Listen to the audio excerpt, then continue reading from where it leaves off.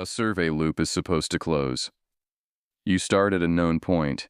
You measure your way around, bearing by bearing, distance by distance, and when you come back to where you began, the math has to land you on the spot you started from. The little gap between where the math says you are and where you actually are is called the error of closure, and on good ground with good instruments, that gap is the width of a few fingers across a mile of country. In one drainage of this wilderness, the gap does not close. It has never closed.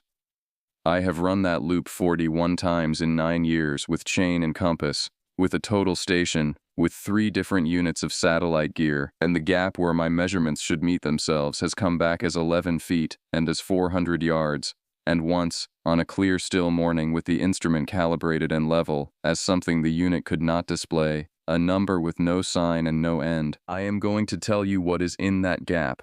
I found out. I am the only one who knows, and I have spent the last 2 years deciding whether telling anyone is a kindness or the opposite, and I have decided tonight that you should know, in case you are ever the next person sent in to close it. Welcome in, and thank you for being here. Whether this is your first cold evening with me or you have sat through a few of these now, I am glad of the company on this one because it is a strange one to carry alone. Do one small thing for me before we start. Down in the comments, set down where you are listening from, the town and the country, and the hour your clock reads right now. I read them all. On a story like this, where so much of the trouble is that nothing measures right, it steadies something in me to count the real places real people are sitting, and to know how far the sound of this is carrying tonight. That is everything I will ask of you up front. Settle in. Here is how I came to know the gap. I should tell you, first, that I came to this work because I needed a world that added up. I will keep the why of that brief because it belongs to me and not to this.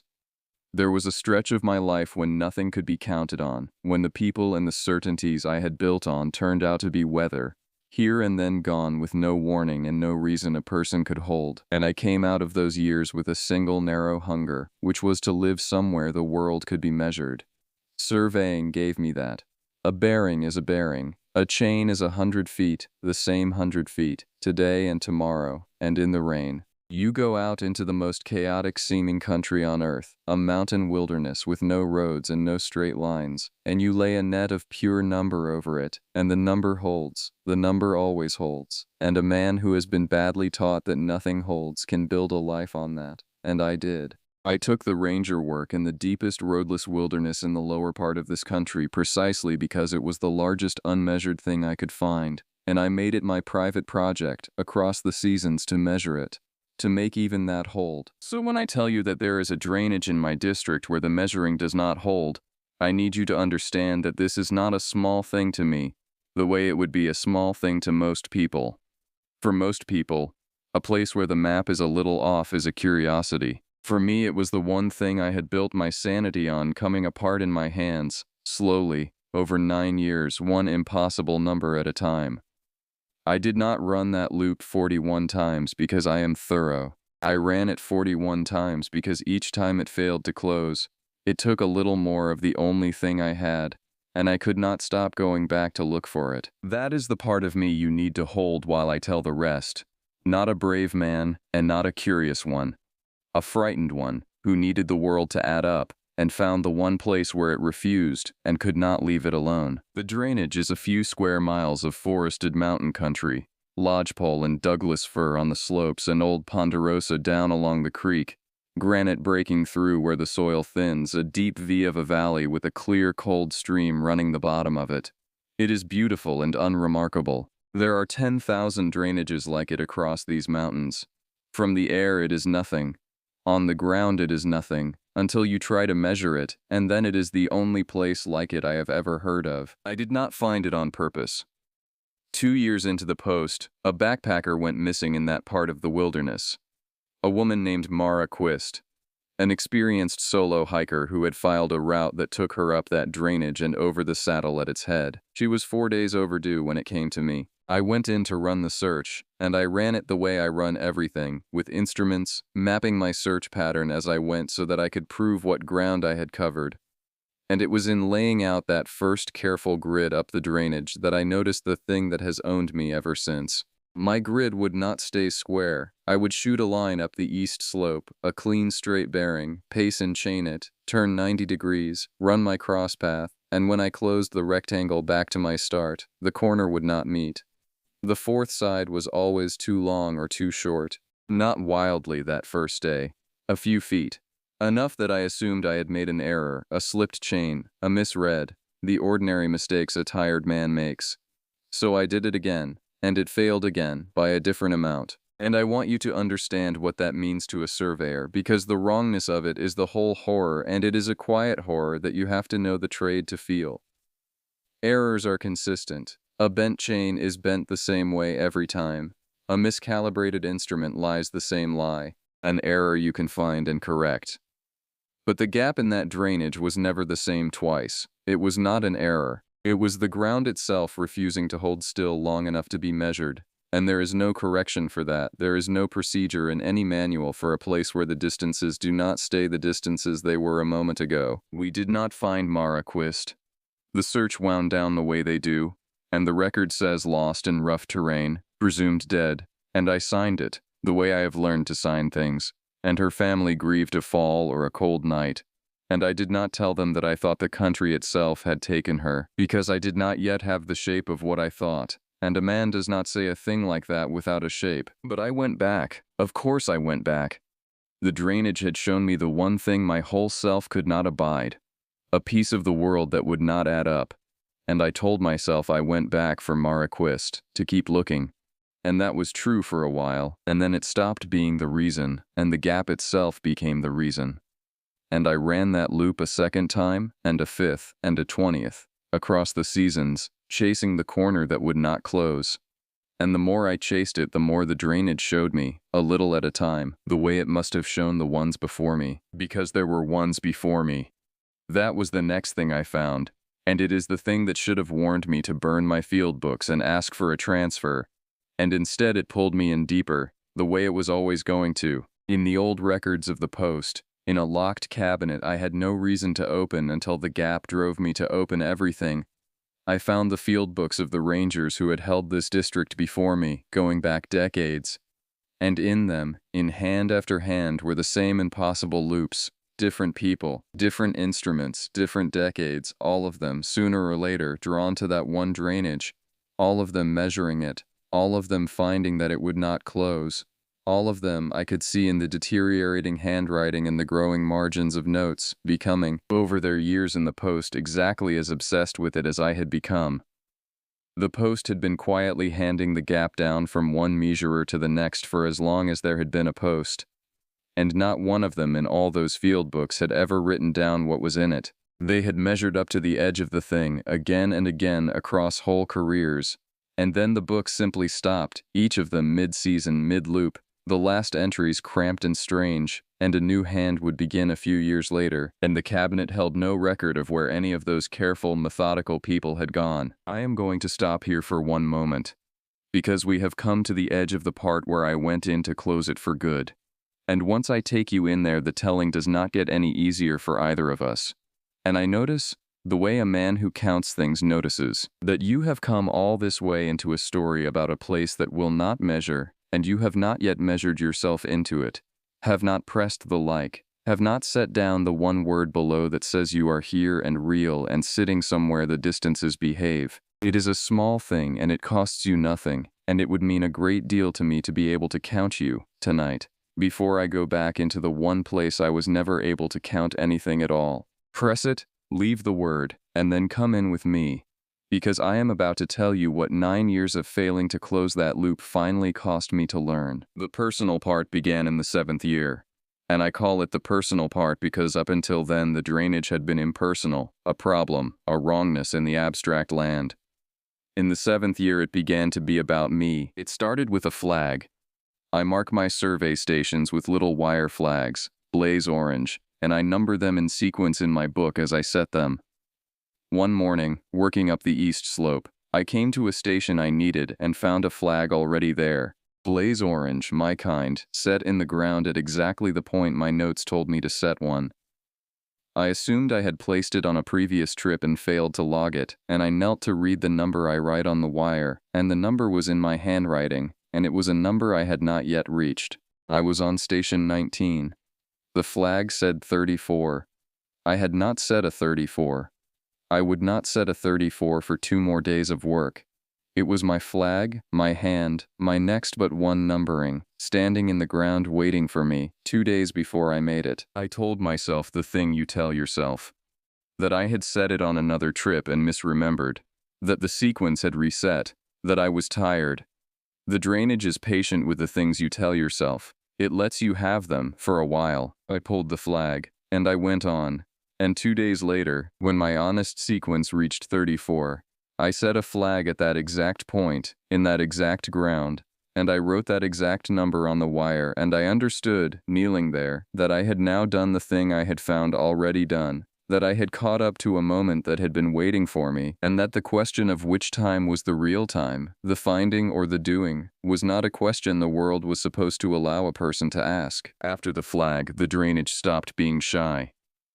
I began to find my own sign ahead of me on the trail. Boot prints, my tread, my stride, in fresh mud, leading up the drainage in front of me where I had not yet walked, so that I followed my own tracks toward a place I had not yet been. Hour after hour, my prints always fresh, always just ahead, never the man who made them in sight. I began to find pages, torn from a field book, my hand, weighted under stones along the creek, and the entries on them were survey notes, careful ones, bearings and distances, and they were dated days and then weeks ahead of the day I found them, and they recorded measurements of stations I had not yet run. And the measurements were good. They were clean. They were the work of a competent man doing his job on a date that had not happened yet. And the only thing wrong with them, the only thing, was that as the dates ran further ahead, the handwriting changed.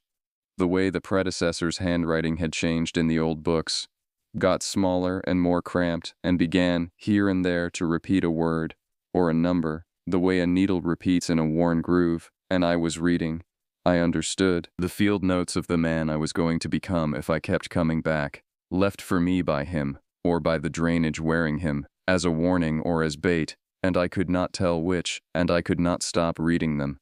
And I kept coming back. The morning I saw him is the morning everything I had built my life on finished coming apart. And I am going to tell it as plainly as I can, because plainness is the only dignity left in it. It was a clear, still morning in the early autumn of the 9th year. I had come in to run the loop for what I had privately sworn would be the last time, to close it or to quit it, because the gap had eaten 9 years of me, and I had nothing left to feed it, and I knew, the way you know a thing about yourself at last, that one more failure to close it would take something I could not get back.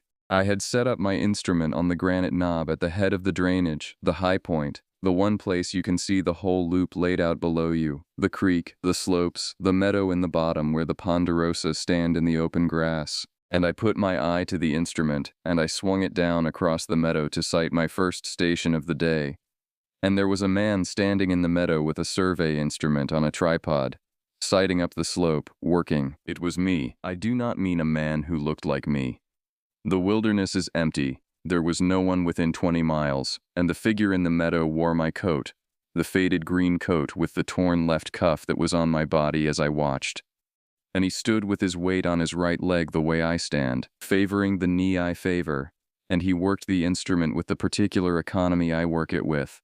And when he straightened to write in his book, he reached up and pushed his hat back with one knuckle in the exact gesture my hand was, at that moment, aching to make. I watched myself survey the meadow from the high knob for the better part of a minute, and the cold that came over me was not the morning. The morning was still and mild. It was a cold that came up out of the certainty that I was in 2 places, that the man on the knob and the man in the meadow were one fact the world had been forced to render twice, and that the gap in the loop, the gap that would not close, was exactly this, was the place where the world had folded over on itself, and a thing could be in more than one place, where distance had stopped being the rule that kept each thing to its own spot. I did the worst thing. I called out. I called down to the meadow, to myself, some sound, I do not even know what word, and the figure in the meadow stopped working, and straightened, and turned, slowly, to look up at the knob, at me. And I could not see the face at that distance. I have told myself 1,000 times that I could not see the face, and the figure raised one hand, not in a wave, in a gesture I knew, The surveyor's gesture for hold your position, stay where you are, and then it bent and folded its tripod and shouldered it and began to walk up the slope toward me, unhurried, the way I walk. And I understood that it was coming to where I stood, and that I did not know, I genuinely did not know, which of us would still be standing on the knob when it arrived, and whether the one who walked down off that knob afterward would be the one who had climbed it. I ran. I am not proud of it, and I am not ashamed of it. I left the instrument, the good instrument, $9,000 of it, standing on its tripod on the knob, and I went down the back of the granite and out of that drainage the fastest way the country allowed, and I did not look to see whether the figure followed. And I came out at the trailhead near sundown with my hands shaking and my whole measured world in pieces, and I drove out of the wilderness and I did not go back in for a long time. I stayed out for 11 months. I should have stayed out for good. But the gap does not let go of the ones it has chosen, and I had been chosen the first day, 2 years in, when it showed me a corner that would not meet, and a man like me, a man who needs the world to add up, cannot live 11 months knowing there is a place where it does not without going back to make it, to force it, to close it once and for all, or die failing. I went back in the following autumn, on a clear still morning very like the one I had run from, and I went in not to survey it but to end it. And here is the thing I had finally understood in 11 months of not sleeping. The thing that is the closest I can bring you to what is actually in the gap. The drainage is not larger on the inside, the way people say of haunted houses, and it is not a hole or a door to somewhere else. It is recursive. That is the only word I have, and it is a surveyor's word and a flat one, and it is the truest thing I know. The drainage contains itself. Somewhere in the measuring of it, the land loops back through itself, so that to walk across it is in some stretches to walk across it again. And again the same meadow, the same creek, the same granite knob, nested inside themselves an unknown number of times, and the man surveying it is nested too, so that there is not one of me in there but a column of me, each one running the loop, each one finding the gap, each one obsessed, each one a station the others can find ahead of them or behind, and the field books of the predecessors that simply stop, the careers that end mid-loop with no record of where the person went. Those people did not leave the drainage. They are still in it. They are still running the loop. The drainage does not kill the ones who cannot stop measuring it.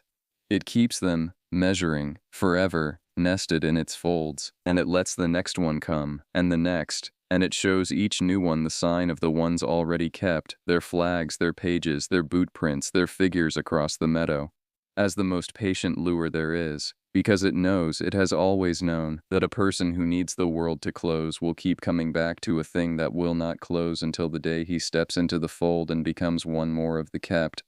Running the loop he could never finish, for good. And I knew all of that, going in that last morning. And I went in anyway, because knowing a trap is a trap has never once stopped a man from walking into the one built precisely for him. I will tell you how I got out, because it is the only useful thing in the whole account. And because the man who told it to me, in a way, was myself. I went up the drainage that last morning to close the loop, and the drainage did to me everything it had learned to do. The distances slid. The meadow came twice. I found my flags ahead of me numbered into a future I had not reached, and my pages weighted under stones in my own cramped repeating hand. And twice across the open grass I saw a figure in a green coat working an instrument. And I did not run this time, I went toward it, because I had come to close the loop and I had decided that closing it meant facing the thing in the fold. And as I crossed the meadow toward the meadow lengthened under me the way a survey line lengthens when the ground will not hold its distance, the figure staying always the same far off no matter how I walked.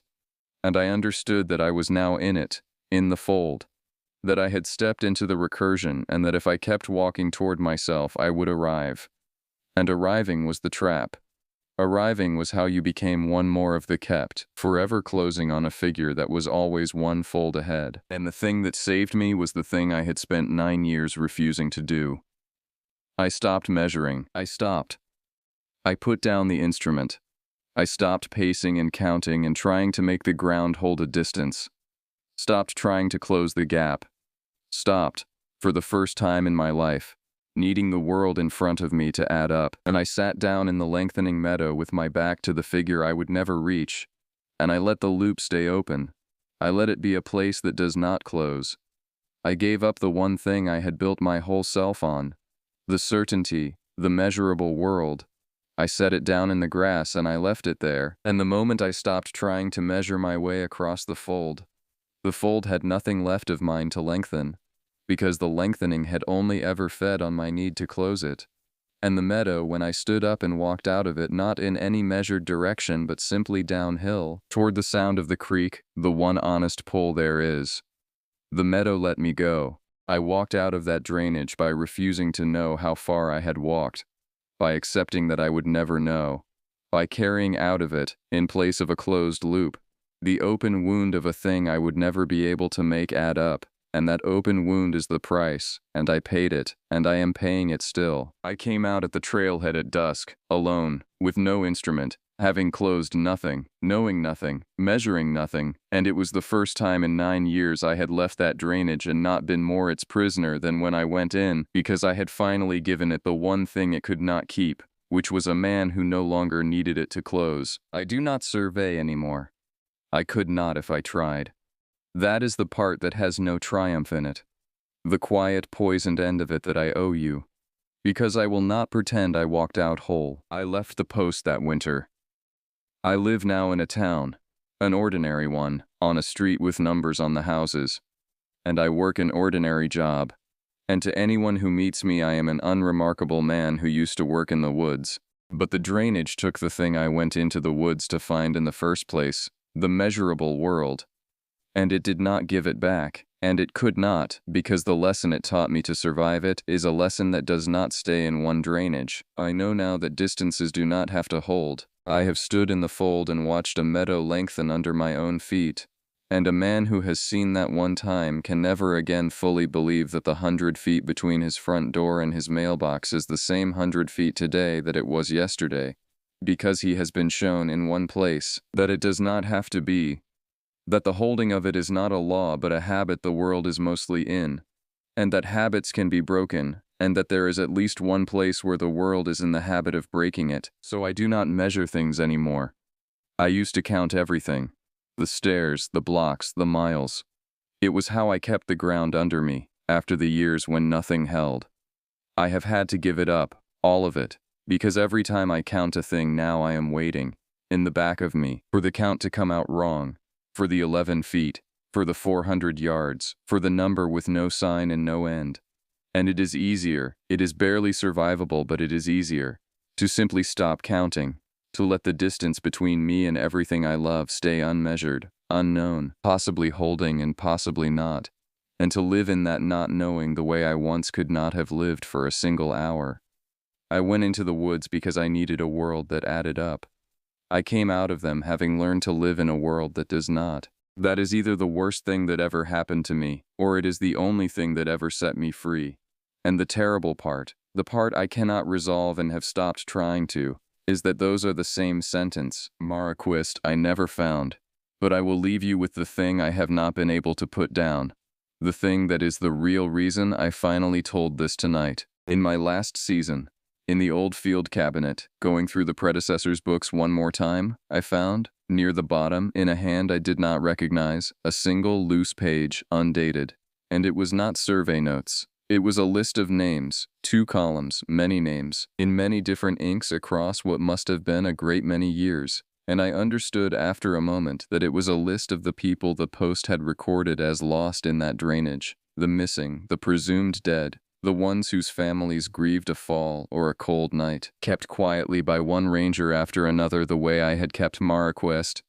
And near the bottom of that list, in handwriting I did not recognize, dated 2 years after the last season I worked the Post, 2 years in the future, was Marquest's name, and under it, in the same unfamiliar future hand, was mine. I have told myself that it means nothing, that a list is just paper, that the future hand was a trick of the fold, the drainage showing me one more thing ahead of itself the way it showed me my flags.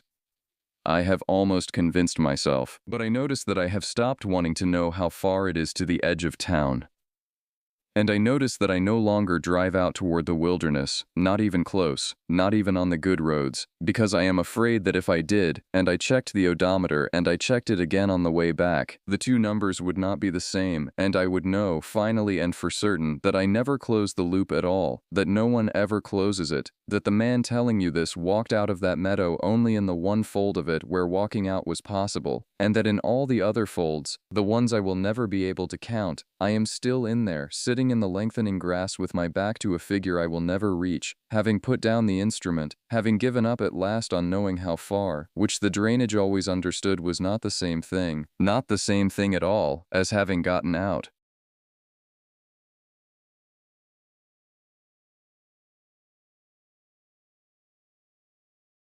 My name is Paul.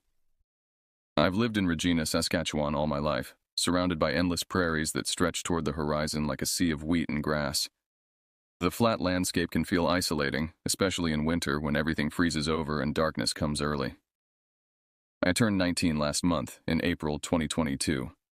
At 68 inches and 260 pounds, I've always been the biggest guy in any room. People often assume nothing frightens me because of my size. Most of the time, they're right. Regina might seem unassuming to outsiders, just another Canadian prairie city with modest buildings and wide streets. But like any place with history, it has its secrets. Growing up here, I heard whispers of strange occurrences, unexplained phenomena that people discussed in hushed tones. The indigenous communities in particular maintained rich oral traditions about entities that walked the boundary between our world and something else. As a child, I was fascinated by paranormal accounts. I devoured books about unexplained phenomena, watched documentaries late into the night, and questioned anyone willing to share stories. My parents found my interest amusing, but harmless. Imagination is healthy for a growing boy, my mother would say, though her expression sometimes betrayed concern when I'd excitedly recount the latest terrifying tale I'd discovered. Despite this lifelong fascination, I never experienced anything truly inexplicable myself, not until I was 16. The event that occurred that summer night changed how I perceive reality. It remains burned into my memory, resurging in nightmares and quiet moments when my guard is down. Winter in Saskatchewan is brutal, but summer brings its own intensity. Long days that stretch past 10 p.m., humid heat that builds toward afternoon thunderstorms, and nights alive with insects. The prairies transform from barren expanses to lush fields teeming with life. The tall grass waves in the breeze like water, concealing whatever might move beneath. What happened to me occurred during one of these summer nights, when the air hung heavy with moisture and distant heat. Lightning occasionally illuminated the horizon. But to understand why I was where I was, and why what I saw affected me so deeply, I need to explain how deeply embedded the local legends had become in my thinking. My freshman year of high school introduced me to Michael, whose family had moved to Regina from Manitoba. Unlike many teenagers who dismissed local folklore as superstition, Michael approached these stories with respectful curiosity. His father worked in cultural preservation at the Royal Saskatchewan Museum, giving Michael access to accounts and artifacts most people never encountered. "You can't just dismiss things because they don't fit your worldview," Michael told me once as we walked home from school. Indigenous communities have maintained oral histories for generations. Their knowledge of the land and what lives on it goes deeper than most people understand. We spent countless afternoons in his basement, poring over books and discussing theories about the unexplained.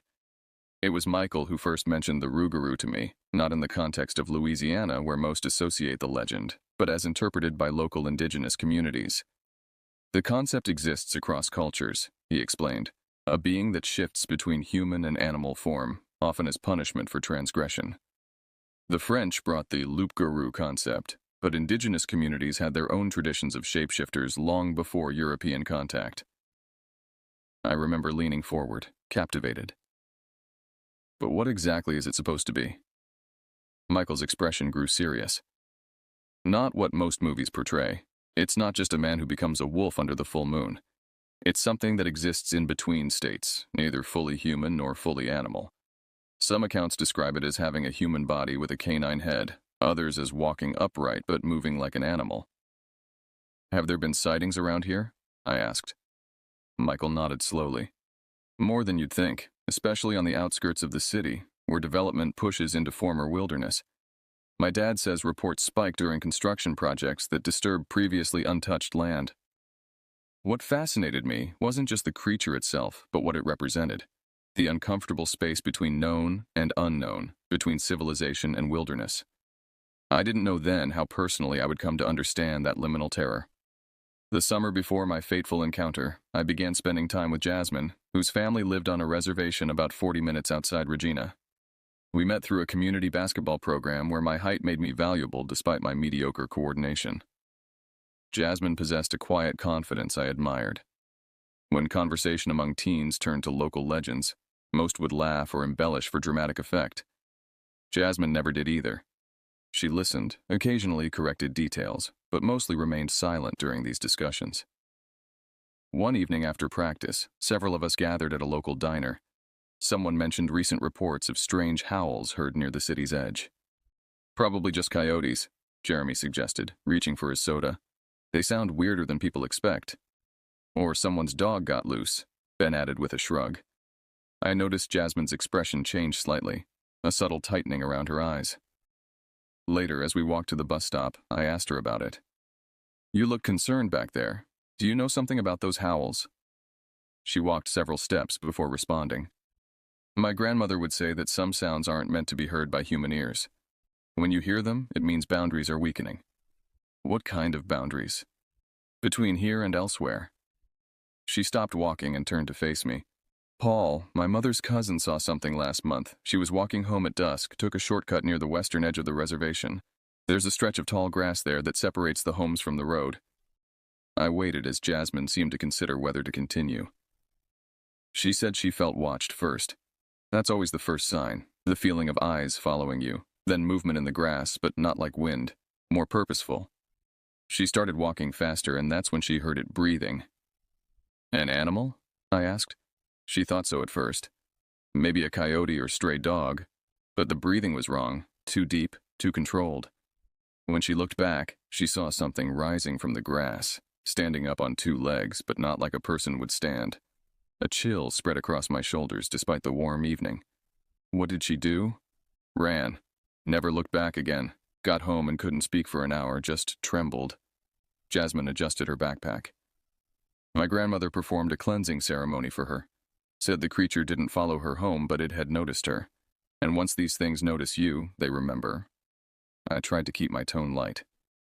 Do you believe it was real? What she saw? Jasmine's expression remained serious. I believe she saw something that terrified her.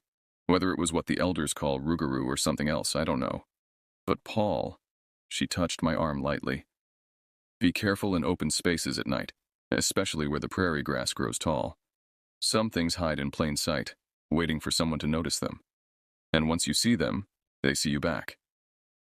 Her warning stayed with me, though I didn't heed it as carefully as I should have. Teenagers often feel a sense of invulnerability, especially teenagers my size. The day leading up to my encounter began ordinarily enough. It was late August 2019, with that peculiar quality of late summer light that seems to stretch impossibly as the season wanes. School would resume in 2 weeks, and I was determined to make the most of remaining freedom. I spent the morning helping my father repair our back deck, the wood having warped during the previous winter's harsh freezes. Manual labor came easily to me given my size, though I lacked the precision my father had developed through years of carpentry work. Hand me that level, he said, wiping sweat from his forehead. As I passed it to him, he paused. Any plans for tonight? Going to Jeremy's. Probably play some games, hang out. He nodded approvingly. Jeremy lived in a good neighborhood, and his parents were the attentive type who actually checked in on what we were doing. Just be home at a reasonable hour. Your mother worries. I agreed without argument. At 16, I'd learned that maintaining my parents' trust afforded me more freedom than pushing boundaries. After finishing with the deck, I showered and texted Jeremy to confirm our plans. Several other friends would be there, Ben, Michael, and a couple guys from the basketball team. We'd planned a marathon gaming session with breaks for pizza and whatever snacks Jeremy's mom would inevitably provide, despite our protests that we could handle our own food. The afternoon passed quickly as I helped my mother with groceries and finished summer reading assignments I'd procrastinated on. Around 6, I grabbed my backpack with a change of clothes, my wireless controller, and a few energy drinks I'd smuggled past my mother's watchful eye. "I'm heading out," I called, already halfway through the door. "Be careful," my mother responded, her typical farewell. "Call if you need anything." I threw my bag over my shoulder and grabbed my bike from the garage. My car was in the shop, nothing serious, just routine maintenance, so I'd be relying on pedal power. Regina's flat landscape made biking easy, though the distance to Jeremy's house was considerable. I'd done it many times before and thought nothing of the journey home, even knowing it would likely be after midnight when I left. I arrived at Jeremy's house as evening approached. His mother answered the door with her usual warm smile. "Paul, the boys are already downstairs. I've ordered pizza. It should be here in 30 minutes. The basement had been converted into the ultimate teenage hangout. Large TV, gaming consoles, comfortable seating, and a mini fridge Jeremy's parents kept stocked with non-alcoholic options. Michael and Ben were already settled in, controllers in hand, arguing good-naturedly about tournament brackets. "Finally," Ben called as I descended the stairs. "We need a fourth to make this fair." The hours melted away as they often do in good company. We played, ate, talked about girls from school, debated upcoming game releases, and generally existed in that perfect bubble of teenage male camaraderie. No serious concerns, no real-world pressures, just friendship and competition. Around 1 a.m, Jeremy's father came downstairs to remind us of the time. The others were sleeping over, but I hadn't planned to stay. "You sure you don't want to crash here?" Jeremy asked as I gathered my things. "The couch is free." I considered it briefly, but decided against it. "Nah, I promised my mom I'd be home. Besides, I've biked back later than this before." Michael frowned slightly.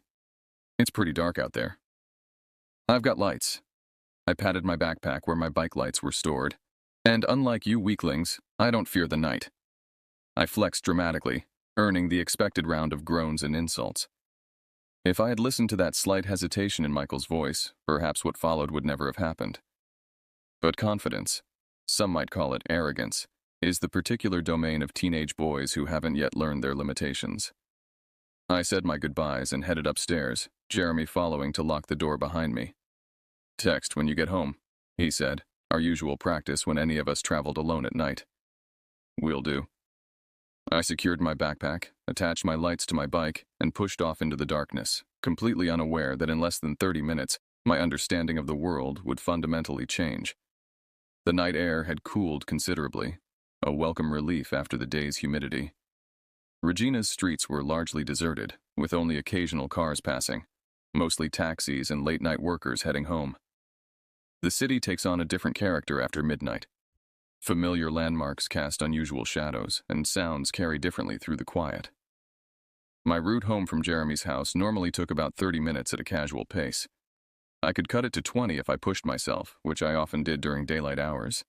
At night, I typically followed the most well-lit streets, even though this added distance. But that night, feeling restless and energetic from the hours of competition, I decided to take the shorter route that would lead me past Wascana Park and down a long, straight road that ran alongside a large open field. The main streets posed no issues. Streetlights illuminated my path, and the rhythm of pedaling lulled me into that meditative state cyclists often experience, mind-wandering while body works automatically. I thought about school starting soon, about college applications I would need to prepare in the coming year, about the girl in my chemistry class I hoped would be assigned as my lab partner again. As I turned onto the less populated street that would take me past the park, the darkness intensified. Here, streetlights were spaced farther apart, creating pools of illumination with stretches of shadow between them. To my left stretched Wascana Park, normally a beautiful green space in daylight, now transformed into an impenetrable wall of blackness. To my right stood houses, most with lights off at this hour, their occupants long since retired for the night. I'd traveled this route many times before without incident, but something felt different. The sensation came gradually, an awareness that pricked at the edges of my consciousness, like the moment before thunder when the air seems to hold its breath. I found myself glancing repeatedly toward the park, squinting to penetrate the darkness. Nothing moved there, at least nothing I could see. Yet the feeling of being observed intensified with each passing minute. I increased my speed, shifting my bike to a higher gear. The cool air now felt uncomfortably cold against my face as I picked up pace. Just your imagination.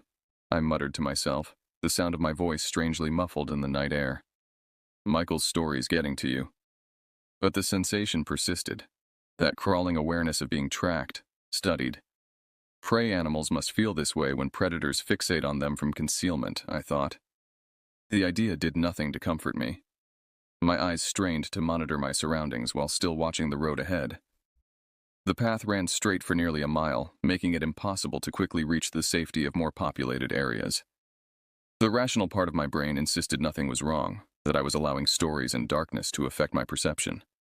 But more primitive instincts, the ancient human fear of being hunted, overrode logic. I pedaled harder, pushing my muscles to increase speed. Wind rushed past my ears, partially drowning out other sounds, which somehow made me more uneasy rather than less. I couldn't hear if something was approaching over the sound of my own movement. That's when I noticed a movement in my peripheral vision, something keeping pace with me in the park to my left. The darkness made details impossible to discern, but something large was definitely moving parallel to my route, just beyond the reach of the intermittent streetlights. My heart rate, already elevated from exertion, now pounded painfully against my ribs. Fight or flight response flooded my system with adrenaline, pushing me to greater speed. I threw the gears into their highest setting and pumped my legs with desperate energy. Whatever moved in the darkness matched my increased pace effortlessly. It stayed carefully within the shadows, never venturing into the spill of light from the street lamps. This deliberate avoidance of illumination struck me as terrifyingly intentional. Not the behavior of an animal operating on instinct, but something with calculation and purpose. The distance to the end of the street seemed to stretch impossibly. Each revolution of my pedals felt like it covered less ground than it should, as though the road itself was extending before me.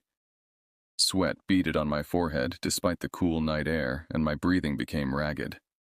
What terrified me most wasn't the presence of something tracking me. It was the growing certainty that it was waiting for something, playing with me. It could have overtaken me already if speed was its only objective. The realization sent waves of fresh fear through my body. The intersection that marked the end of this nightmarish stretch finally came into view, a junction where the road met a pedestrian underpass that tunneled beneath railway tracks. Once through that underpass, I'd be back in a well-populated area, just minutes from home. Safety seemed tangibly close. As I approached the intersection, the movement in the park stopped. Through my terror, curiosity compelled me to glance left one final time. What I saw froze the blood in my veins. Standing at the edge of the park, precisely at the boundary where darkness met the weak illumination of the distant streetlight, was a figure. At first glance, its silhouette suggested a large dog or perhaps a wolf, though neither should exist in urban Regina. But as I slowed slightly, my body betraying my mind's command to keep moving, the figure rose. It stood on its hind legs in a motion no natural animal could accomplish. The transformation from quadruped to biped happened with disturbing fluidity, like watching oil pour upward against gravity. What had seemed dog-like in profile now towered at a height that matched or exceeded my own considerable stature. The creature's proportions were wrong in ways my mind struggled to process. Its torso approximated a human form, but with shoulders too broad and a waist too narrow. The arms hung unnaturally long, extending well past where knees would be on a human. Each hand, if such appendages could be called hands, terminated in elongated digits tipped with what appeared to be claws that captured and reflected the distant streetlight. Most disturbing was its head, unmistakably canine in structure but larger than any wolf or dog I'd ever seen. The snout protruded with unnatural length, and even at this distance, I could make out teeth visible beyond closed jaws. But it was the eyes that truly horrified me. They caught the meager light and reflected it back as twin points of amber luminescence. Unlike animal eyes that simply reflect light mechanically, these possessed awareness, intelligence that observed and calculated. They fixed on me with predatory focus and something worse, recognition. We regarded each other across the distance for what felt like minutes, but must have been mere seconds.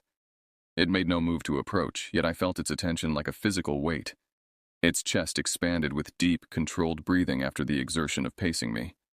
The sound carried across the empty street, a rasping inhalation too deep and resonant for its frame, as though the lungs inside were larger than its exterior suggested possible. The creature's fur appeared matted and coarse, a color that blended perfectly with the dead prairie grass surrounding it. Not the rich brown or gray of healthy wildlife, but a sickly yellowish tan, like vegetation left too long without water. It seemed simultaneously solid and insubstantial, as though it might dissolve back into the landscape that had concealed it. What happened next broke the paralysis that had momentarily overtaken me. The thing tilted its head slightly, a terrifyingly human gesture of curiosity, and took one deliberate step forward. The movement conveyed clear intent, and survival instinct finally overcame my shocked immobility. I wrenched my attention away and pedaled with renewed desperation toward the underpass. My tires squealed against the pavement as I took the turn too quickly, nearly losing control.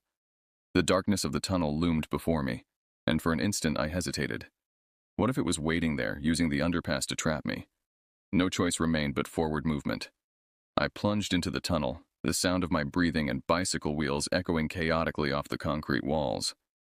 The distance through the underpass was perhaps 30 meters, but it stretched endlessly before me, darkness broken only by my bike's front light casting disturbing, elongated shadows. Halfway through, terror compelled me to look back. The entrance to the tunnel framed a silhouette, the creature standing upright at the mouth of the underpass. It made no move to follow, but watched with that same terrible intentness. The message seemed clear. It could pursue if it wished, but was choosing not to. The boundary, perhaps the proximity to more populated areas beyond, had given it pause. I emerged from the opposite side, gasping for breath, and found myself on familiar streets lined with houses and apartments. Distant traffic sounds provided comfort, the reassuring noise of normal human activity. When I glanced back one final time, the tunnel entrance stood empty. The remaining distance home passed in a blur of frantic pedaling. I ran red lights, cut across lanes without checking for cars, and pushed my speed beyond safety. Nothing mattered except putting distance between myself and what I'd seen. I arrived home drenched in sweat, hands trembling so badly I struggled to lock my bike in the garage.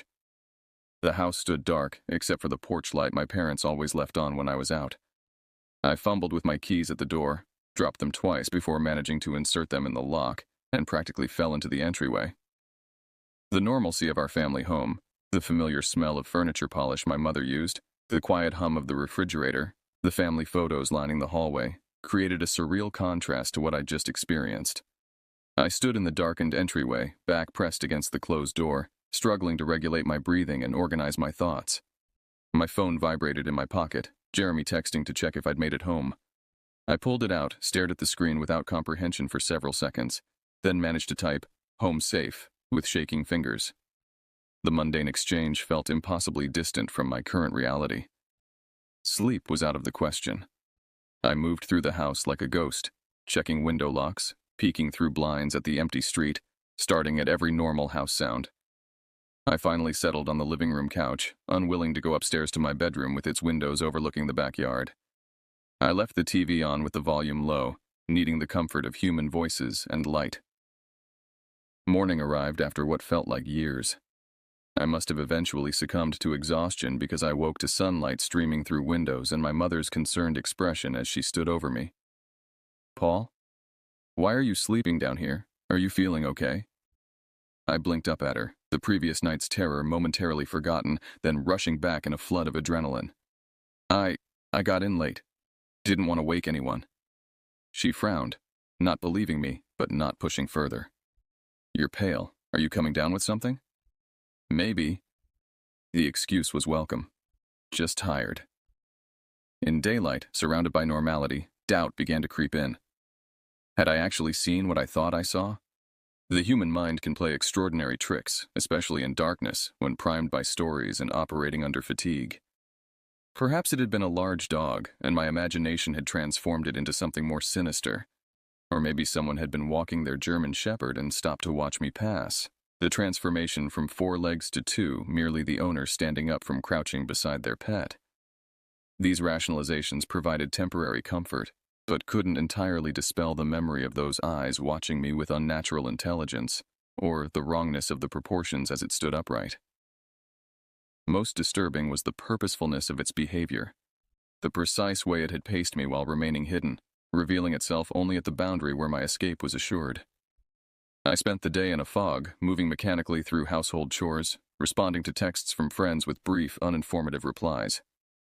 My parents exchanged concerned glances, but attributed my behavior to typical teenage moodiness or possible illness. That evening, I researched local wildlife on my laptop. Regina has coyotes in surrounding areas, occasionally venturing into parks, but nothing approaching the size of what I'd seen. Wolves are extremely rare in the region. No bears had been reported near the city in decades. I expanded my search to include cryptid legends and found myself on websites discussing dogmen sightings across North America.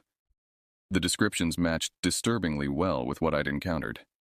The height, the inappropriate proportions, the intelligence in the eyes, the tendency to track targets before revealing themselves.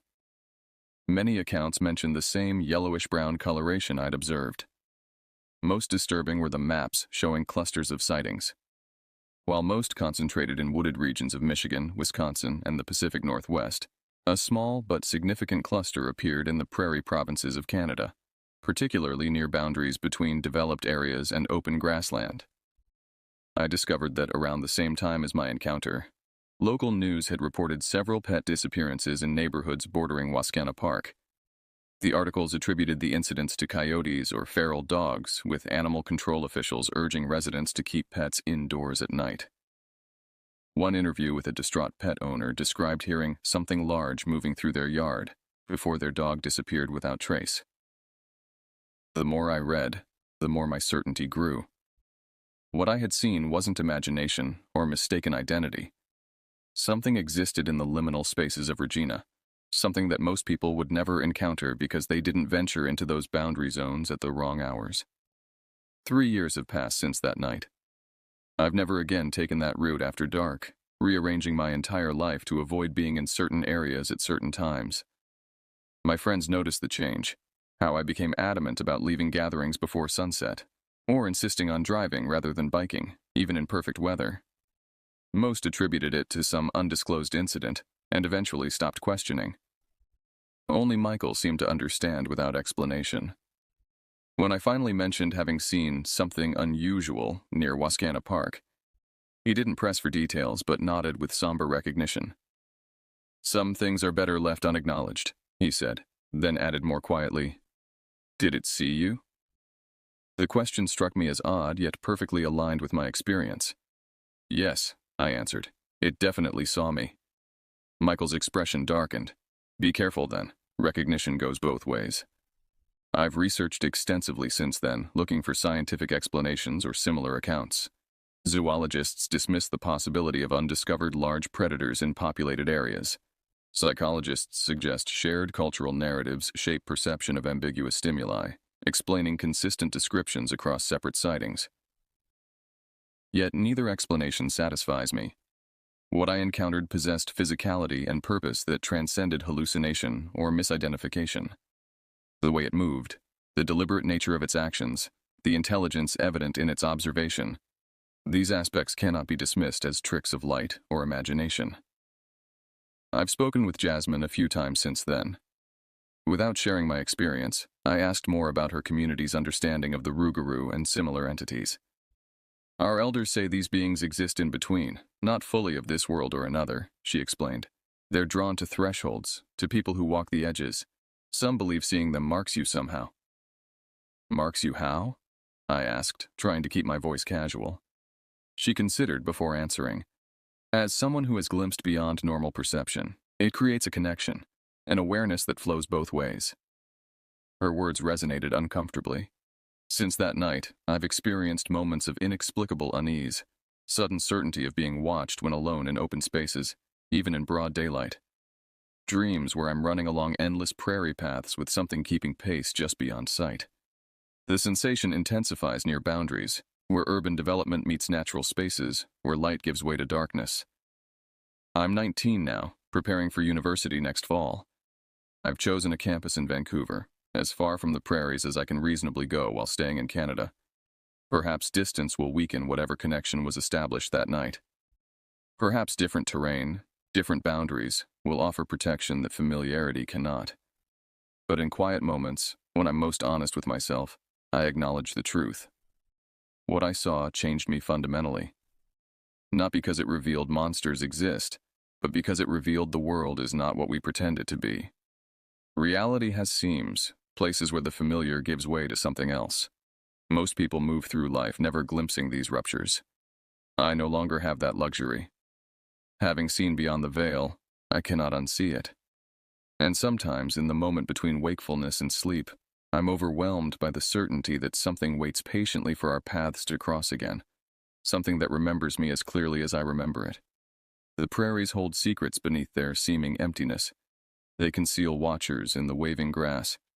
I know this now, and the knowledge itself forms a boundary I can never recross, separating who I was before that night from who I have become since.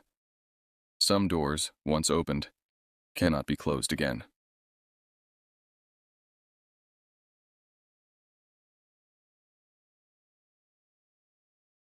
I never wanted to move to Pine Ridge. In April of 2019, my mother Joanne packed our belongings into 2 weathered suitcases, herding my siblings and me into our rusted station wagon.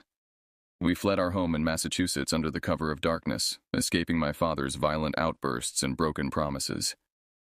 "It'll be different this time," Mom promised, her knuckles white against the steering wheel as we crossed state lines. I watched her eyes in the rearview mirror, hollow but determined. At 16, I understood what we were running from, but my younger siblings, Melody 12 years, Adam 10 years, and Ben 5 years, only knew we were going on an adventure.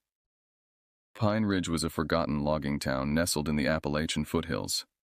Dense forests surrounded clusters of homes, most in various states of disrepair.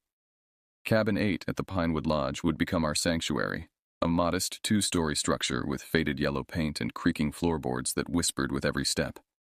The caretaker, Mr. Wilson, handed Mom the keys with a smile that didn't reach his eyes.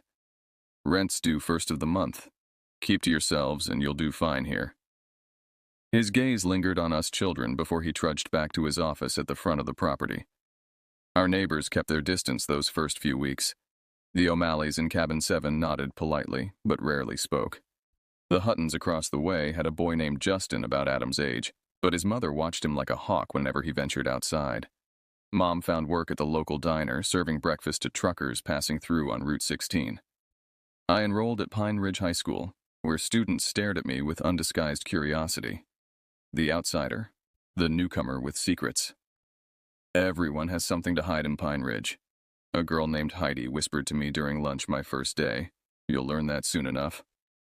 I dismissed her warning as small-town paranoia. We'd escaped the danger. We were safe now, building a new life away from Dad's rage. Cabin 8 might have been drafty, with water stains spreading across the ceiling and windows that rattled in the wind, but it was ours. How wrong I was to think we'd found safety. If I could go back to those early days, I'd pack our bags and drive until Pine Ridge was nothing but a distant speck in our rearview mirror. But hindsight offers no salvation, only regret that festers like an open wound. By summer, our lives had fallen into a predictable rhythm. Mom worked double shifts while I watched my siblings. Melody, ever the responsible one, helped with household chores. Adam made friends with Justin Hutton despite Mrs. Hutton's obvious disapproval. Ben adjusted the quickest, finding wonder in the forest that bordered our backyard. "Don't go past the creek," I warned them daily. Something about those woods made my skin crawl. Perhaps the unnatural silence that descended when you ventured too far in, or the way shadows seemed to move independently of the trees that cast them. Our neighbors remained distant, though Mr. Wilson sometimes lingered near our cabin, watching us through cigarette smoke. When questioned about repairs, the bathroom sink that perpetually dripped or the back door that wouldn't lock properly, he'd promised to get around to it before disappearing for days. I befriended Heidi from school, though her peculiar intensity sometimes unnerved me.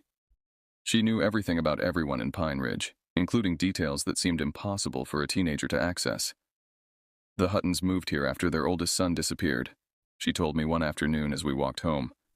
"And Mr. Wilson? He served time for something bad, real bad. Records are sealed, though." "How do you know all this?" I asked. She shrugged. "My mom works at the county clerk's office. I listen." In July, Mom brought home a man named Ray, who worked as a mechanic at the garage by the diner. He had weathered hands and a gentle smile, but his eyes held a sadness I recognized from my own reflection. They'd sit on our porch after dinner, speaking in hushed tones while nursing beers. I like him, Melody confessed one night as we washed dishes. He fixed my bike without asking for anything. I remained skeptical. Men like my father had taught me to question kindness that came without conditions. As summer waned, strange occurrences began plaguing our cabin. Items moved overnight. Ben's teddy bear relocated to the kitchen table, Mom's work shoes found in the bathtub. The telephone rang at odd hours, silent on the other end. I'd wake to find doors we'd closed standing open, windows we'd locked unlatched. Old houses settle. Mom dismissed my concerns. The wind plays tricks. But it wasn't the house or the wind that left muddy footprints in the hallway one morning in August. It wasn't natural forces that carved a small, precise X into our front door while we slept. Something was marking us, watching us, waiting. By September, I couldn't shake the feeling of being observed. Walking home from school, I'd feel eyes tracking my movement through the trees. At night, shadows passed beneath our windows, too deliberate to be wildlife. Mom dismissed my concerns. "You've always had an active imagination," she said, distracted by bills spread across the kitchen table. Work had slowed at the diner as tourist season ended, and her smile grew more strained with each passing day. Ray began staying overnight occasionally. I'd hear their hushed arguments through the thin walls, something about money and the job and whether it was worth the risk. When confronted, Mom assured me everything was fine. "Ray's just helping us get ahead," she said, tucking a strand of hair behind her ear, a tell I recognized from childhood, her signal that she wasn't being entirely truthful. One Tuesday afternoon in early October, I returned from school to find Mrs. Hutton waiting on our porch. Her face was drawn, eyes darting nervously toward the tree line. "Keep your little ones close," she whispered, gripping my arm. "There's talk in town. Bad people coming around again." "What people? What are you talking about?" She shook her head. "History repeats. We didn't listen last time, just be careful." She hurried away, looking over her shoulder repeatedly. That evening, I relayed the conversation to Mom. Ray, who'd been fixing our leaky faucet, straightened abruptly. "Marnie Hutton needs to mind her business," he snapped, exchanging a look with Mom I couldn't interpret. "It's nothing," Mom assured me. "Small towns breed gossip." 2 days later, Justin Hutton stopped coming to school. When Adam asked to visit him, Mrs. Hutton informed us through a barely opened door that they were leaving town for a while. The next morning, their cabin stood empty, curtains drawn. Heidi had her own theories. "It happens every few years," she explained during lunch. "Families just up and leave. No notice, no goodbyes. My mom says it's the anniversary effect." "Anniversary of what?" "The incident," she whispered, leaning closer. "Back in '92, a whole family was killed right here in Pine Ridge. Cabin 10, just 2 doors down from you. They never caught who did it." My blood went cold. "Why wouldn't anyone tell us this?" "Bad for business," she shrugged. "Besides, who'd want to relive that? The younger kids were—" She stopped suddenly, looking past me. "Your brother's waiting for you." Adam stood in the cafeteria doorway, his face unusually pale. "Mom called the school. We need to go home now." By the time we arrived, 3 police cruisers were parked outside our cabin. Officers combed the perimeter while Mom spoke with a detective on the porch, her voice rising in panic. "Someone broke in while I was at work," she explained when she saw us. "They didn't take anything valuable, just rearranged things. Left a message." "What message?" I demanded. Her eyes met mine, fear naked on her face. "Welcome home. October 18th, 2019. The date is seared into my memory. The last night of normalcy, the dividing line between before and after. Rain lashed against the windows as Mom prepared for her evening shift. Ray was coming over to watch us, a plan that irritated me. At 16, I was perfectly capable of looking after my siblings. "I don't need a babysitter," I protested. "He's not coming for you," Mom said, applying lipstick in the hallway mirror. "There's been break-ins all over town. I'd feel better knowing an adult is here." Melody had arranged to sleep at her friend's house across the property. "Katie's mom said I could stay for dinner," she pleaded, already packing her overnight bag. Mom hesitated. "Be back by noon tomorrow, and call when you get there." After they left, I helped Adam with homework while Ben watched cartoons. Ray arrived at 7, soaked from the rain and carrying a paper bag from the liquor store. "Got movies for the kids," he announced. producing a stack of DVDs alongside his six-pack. He seemed on edge, checking his watch repeatedly and peering through the curtains at intervals. "Expecting someone?" I finally asked. "Just jumpy with this weather," he muttered. "Lock the back door, will you?" At 9, I put Ben to bed, reading until his breathing deepened into sleep. Adam followed shortly after, exhausted from a math test earlier that day. I retreated to my room to finish an English essay, but my concentration kept breaking as Ray paced the living room below, the floorboards announcing each nervous circuit. The rain intensified around midnight. Between thunderclaps, I heard voices, Ray's, tight with controlled anger, and others I didn't recognize. Male voices, at least 2 of them. Their conversation rose and fell, never quite audible enough to discern words. I crept to my door, cracking it open. The voices went silent immediately. Then Ray called up, falsely cheerful. "Everything okay up there?" "Fine," I answered, retreating back to bed but leaving my door ajar. More murmuring followed, then heavy footsteps on the stairs. I feigned sleep as my door pushed open, light from the hallway spilling across my bed. Someone stood watching me for long seconds before withdrawing. The house fell silent. Too silent in that unnatural way that signals something amiss rather than true quiet. I fought the urge to investigate, terror and curiosity waging war inside me.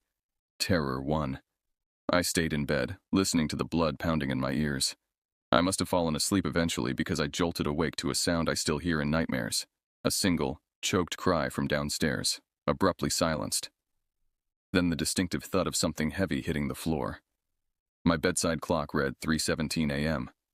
The storm had passed, leaving behind an eerie stillness broken only by hushed movement below. Drawers opening, cupboards closing, water running. I lay frozen, paralyzed by certainty that any movement would alert whoever was downstairs to my wakefulness. Minutes stretched into an hour as I listened to them methodically moving through our home. Finally, the back door opened and closed. Car doors slammed in the distance. Only when silence had truly descended did I allow myself to breathe normally again. Morning would reveal what darkness concealed, and morning would destroy every remnant of the life we'd tried to build. The insistent beeping of my alarm clock at 6:30 a.m. seemed obscene after such a night. Sunlight streamed through my window, mockingly cheerful. For a blissful moment, I wondered if I'd dreamed the entire episode, the voices, the thud, the searching. Then I noticed the silence. No cartoons blaring as Ben typically demanded first thing. No Ray snoring on the couch where he usually crashed. Not even the routine sounds of plumbing protests as someone showered. I pulled on a sweatshirt and stepped into the hallway. Adam and Ben's door stood ajar, their room empty, beds unmade. Fear clutched at my throat as I called their names, my voice echoing in the still house. The staircase creaked under my weight. Halfway down, a metallic smell hit me, copper and salt, unmistakable even to someone who had never encountered it in such quantity before. At the bottom step, I froze. The living room had been transformed into something from a nightmare, furniture overturned, walls spattered with crimson arcs and splashes, and in the center of it all, Ray lay sprawled on his back, eyes fixed on the ceiling, a dark cavity where his throat should have been. His chest was a ruined landscape of punctures and tears, the white of bone visible through shredded flesh. A hoarse sound escaped me. Not quite a scream, something more primal. I stumbled backward, colliding with the wall, unable to process what I was seeing. "Adam? Ben?" My voice cracked as I called for my brothers, praying they had somehow escaped whatever happened here. The kitchen yielded no answers, just more blood on the linoleum and a knife block with 2 slots empty. I forced myself to check every room, moving on autopilot, my mind retreating from the horror even as my eyes registered it. I found Adam in the downstairs bathroom, curled in the tub as if seeking shelter. His pajamas were saturated with blood, his small face frozen in an expression of absolute terror. Defensive wounds marked his hands and forearms. He had fought his attacker. Ben wasn't in the house. Neither was Melody, safely away at her sleepover. Small mercies that felt like nothing in the face of such devastation. Operating on instinct, I stumbled to the phone and dialed 911, my voice mechanical as I reported what I'd found. The dispatcher kept me on the line, asking questions I answered without comprehension. When sirens wailed in the distance, I walked outside and sat on the porch steps, staring blankly at the morning sun glinting off dew-covered grass. Within minutes, our quiet property became a chaos of police cruisers, ambulances, and eventually, crime scene vans. Officers cordoned off our cabin with yellow tape while neighbors emerged to stare, hands covering mouths in shock or whispers. Detective Russell Mason arrived an hour later, a heavyset man with penetrating eyes that seemed to catalog every detail. He sat beside me on the steps, neither too close nor too distant. "I need to ask you some difficult questions," he said, voice gentle yet firm. "Can you help me understand what happened here?" For the next 2 hours, I recounted everything. Our move to Pine Ridge, Ray's relationship with Mom, the strange occurrences leading up to last night, and the voices I'd heard. As I spoke, I watched officers carrying sealed evidence bags from our home, each potentially containing some fragment of the life that had been shattered overnight. "Where's my mother?" I finally asked. "Someone needs to tell her." Mason's expression shifted almost imperceptibly. "We're trying to locate her now." "When did you last see her?" "She left for work around 6 last night. The diner, she works the evening shift." He nodded, making a note. "And she didn't come home last night?" A new fear bloomed inside me. "She sometimes stays with friends if she works late. Have you checked the diner?" "We're checking everywhere," he assured me, but something in his tone made my stomach clench. I learned later that Mom never arrived for her shift. Her car was found abandoned at a rest stop 50 miles north, keys still in the ignition. Her purse sat on the passenger seat, untouched, and Ben, my sweet innocent brother, remained missing, his absence a wound that bled hope with each passing hour.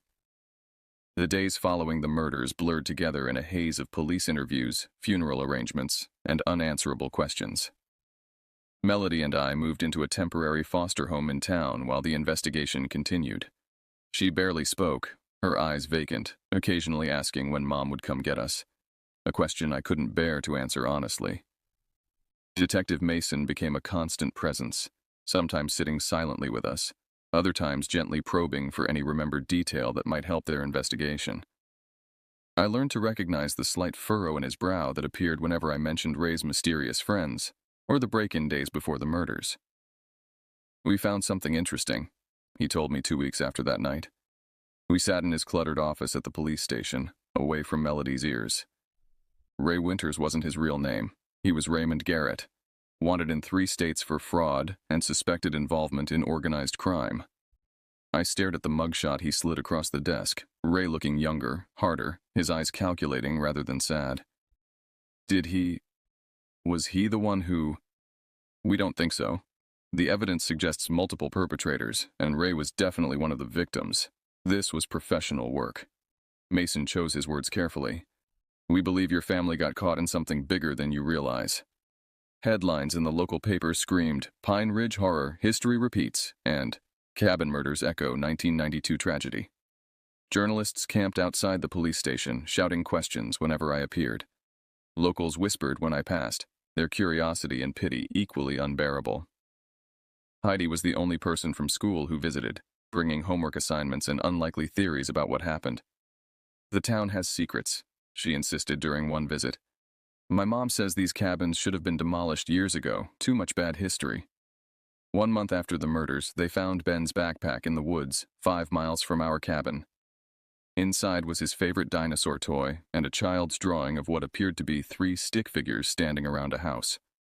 No other trace of him emerged, despite extensive searches.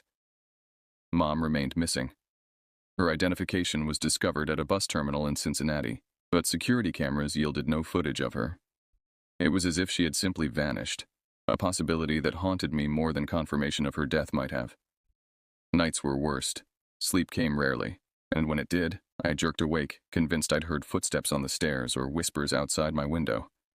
The foster home's locked doors and security system offered no comfort against the demons that had already proven they could find us anywhere.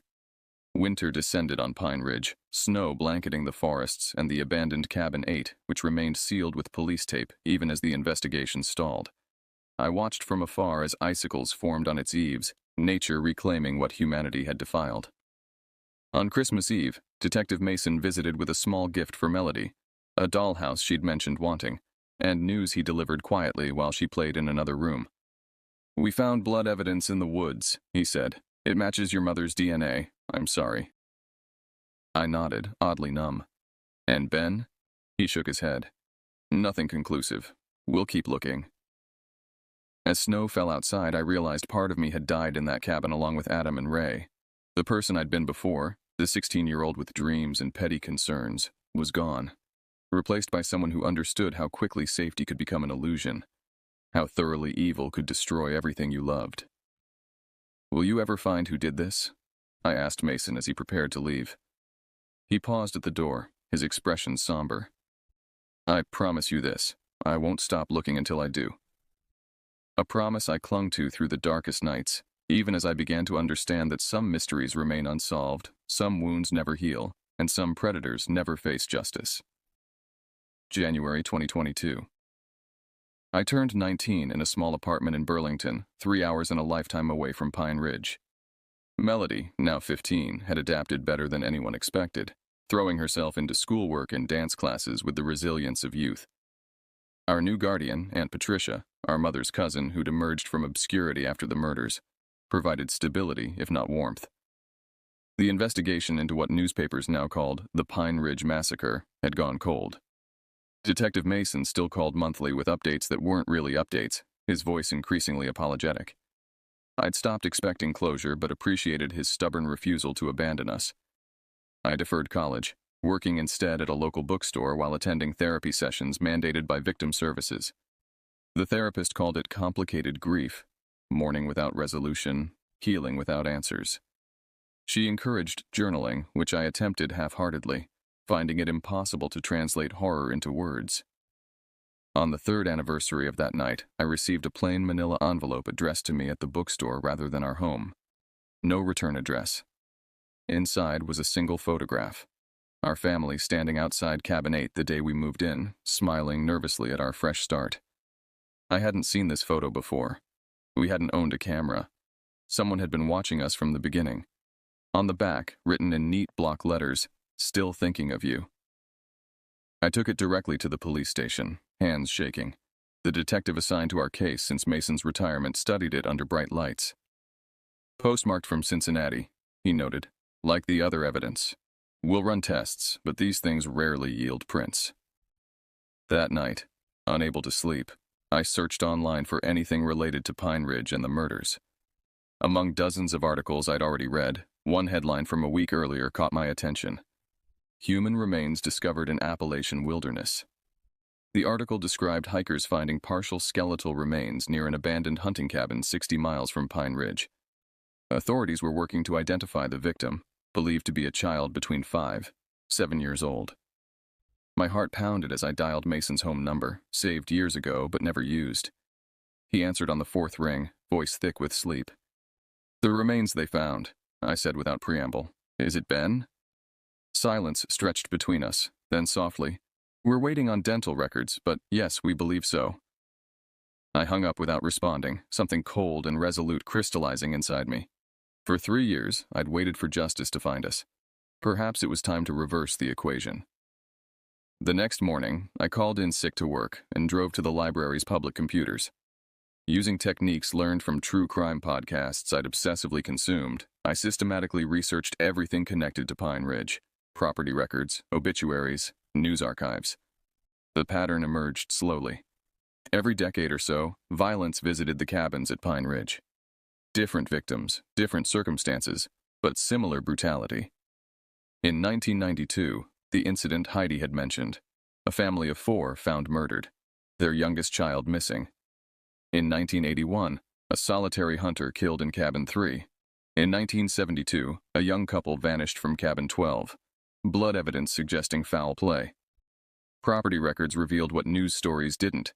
The cabins had changed ownership multiple times, but one name appeared repeatedly as property manager: Wilson. 3 generations of the same family overseeing decades of bloodshed. I drove back to Pine Ridge the following day, telling Aunt Patricia I needed closure. The cabins looked smaller than I remembered, shabbier in winter's harsh light. Mr. Wilson still operated the front office, older now but with the same watchful eyes. He didn't recognize me at first, the traumatized girl now a solemn young woman. When recognition dawned, fear flickered across his features. "We're closed for renovations," he said, moving to shut the office door. I planted my foot in the jam. I know about 1992, I said quietly. And 1981. And 1972. His face drained of color. I don't know what you're talking about. 3 generations of your family. 3 generations of murder. What are you? Some kind of caretakers? Do you choose the families or just facilitate what happens to them? You should leave, he whispered, eyes darting past me to the empty parking lot. They're always watching, always listening. Who is?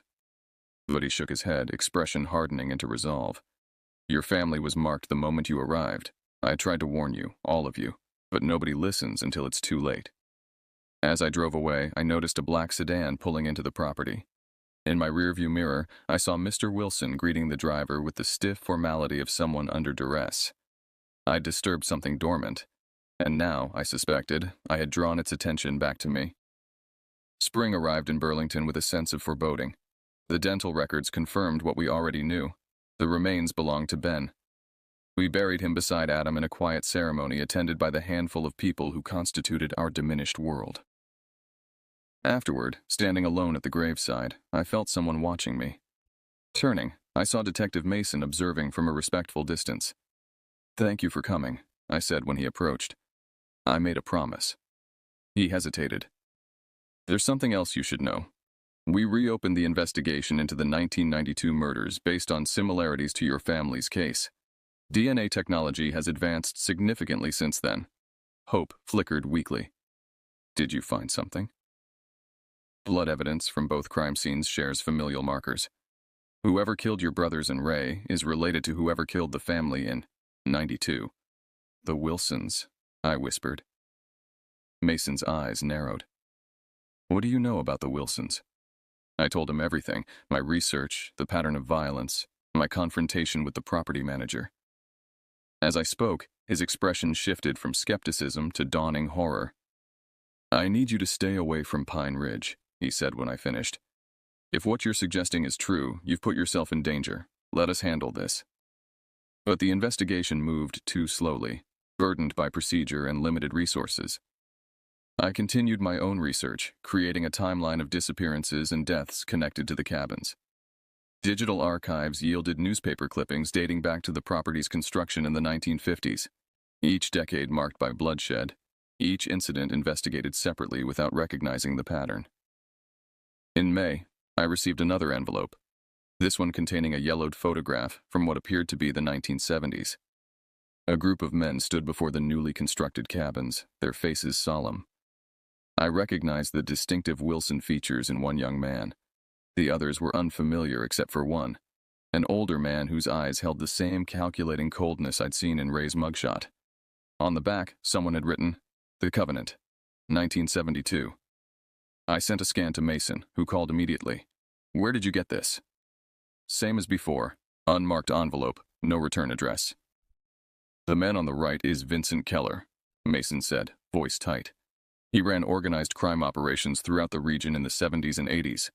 We suspected his organization used rural properties for money laundering and worse, but could never prove it.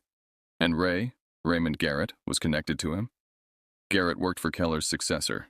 The organization never died, just evolved." Mason paused. "I think I understand now. The cabins are part of their infrastructure.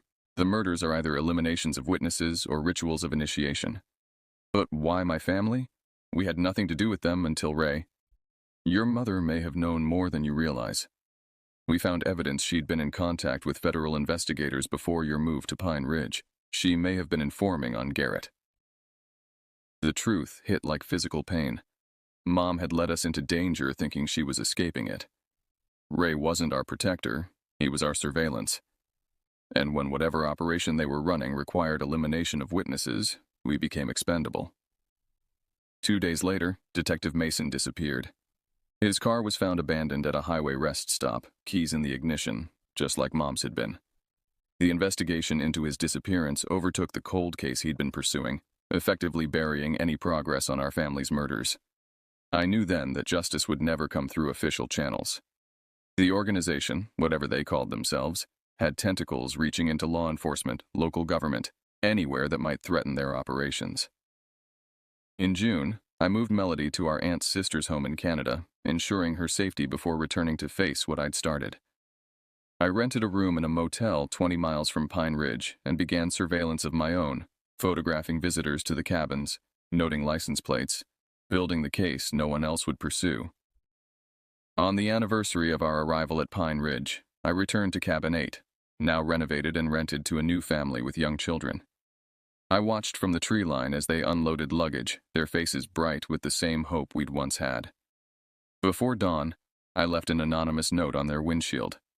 Leave today. Don't pack. Just go. Attached was the photograph of the Covenant and newspaper clippings of previous murders. They were gone by noon. That night, I noticed a black sedan parked near my motel, the same vehicle I'd seen at Pine Ridge months earlier. They had found me, just as I knew they eventually would. I write this account now, not knowing if anyone will ever read it. Tomorrow, I will confront what has haunted my family and countless others before us. I've sent copies of my research to journalists in 3 states with instructions to publish if I disappear. The truth about Pine Ridge deserves to be known, even if I'm not here to witness its revelation. Whatever covenant binds these men in blood has endured for generations, feeding on innocent lives while authorities look away or actively shield them. If you're reading this, I've either succeeded in exposing them or become their latest victim. Either way, remember this. Evil thrives not just in darkness, but in our collective willingness to look away from what we find unthinkable. Remember Adam's courage as he fought his attackers. Remember Ben's innocence, preserved even in death. Remember my mother, who tried to save us all. And if you ever find yourself driving through small towns with too many secrets and too few questions, keep going. Some destinations aren't meant to be reached.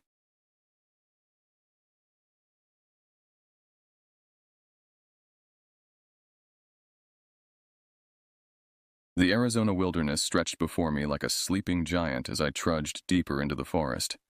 My boots crunched over pine needles and fallen branches, each step taking me further from civilization and deeper into Apache land. The military-issue compass I carried seemed to wobble indecisively in my palm, as if the very earth beneath these ancient pines rejected modern instruments. I am Tarek White Eagle Johnson, though the Army knows me simply as Sergeant Johnson. My grandfather was full-blooded Chiricahua Apache, my grandmother Navajo, and they raised me on stories of these mountains after my parents died in a car crash when I was 7. Now I found myself back among the whispering pines that had populated my childhood dreams, though under circumstances I never could have imagined. 3 days ago, I had been stationed at Fort Huachuca, running training exercises and counting the days until my next leave. Then came the summons from Colonel Hayes, a special reconnaissance mission requiring someone with unique knowledge of the terrain. The briefing had been vague. Reports of unusual activity in the Coronado National Forest, possible foreign surveillance equipment, a need for someone who could move invisibly and understand the land. "We need someone who won't set off alarms with the locals, Johnson," Hayes had said, eyeing my features. "Someone who blends in." I almost laughed. The colonel thought my Apache blood would make me invisible among the trees, as if my military training hadn't already stripped away whatever connection I once had to this land. But I needed the bonus pay. The apartment in Tucson wasn't going to fix its own leaking roof, and my sister's college tuition wasn't getting any cheaper. So I nodded, accepted my orders, and prepared for a solitary trek into the mountains. Now, as the sun sank lower behind the towering pines, I realized I had grossly underestimated this mission. The coordinates I'd been given led me to increasingly remote areas, far from any hiking trails. The trees grew taller here, their massive trunks forming cathedral-like spaces between them. Shafts of golden light pierced through the canopy, illuminating dancing motes of dust and pollen. I checked my GPS again. The signal was weakening, but my destination appeared to be just beyond the next ridge. Some part of me, the part that still remembered my grandfather's warnings, felt uneasy. This was old land, sacred land, not a place for military operations. "Respect the mountains," he had told me. "They are older than memory, and they remember everything." As darkness began to settle, I spotted a small cabin nestled against the base of a cliff face. It wasn't on any of my maps and appeared long abandoned. The wooden structure sagged in places, with moss growing up its northern side. It would provide shelter for the night, at least. I approached cautiously, weapon ready. The door hung partially open, creaking softly in the evening breeze.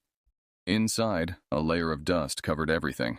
A small table, a wood stove, a single bed with a rotted mattress. No signs of recent occupation. Still, something felt off. The dust on the floor seemed disturbed in places, and there was a faint scent I couldn't identify. Musty and animal-like, but unlike any game I'd encountered before. Setting up my sleeping bag in the corner farthest from the door, I prepared a cold dinner for my rations.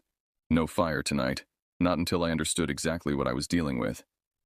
As I ate, I pulled out the mission brief again, studying its sparse details.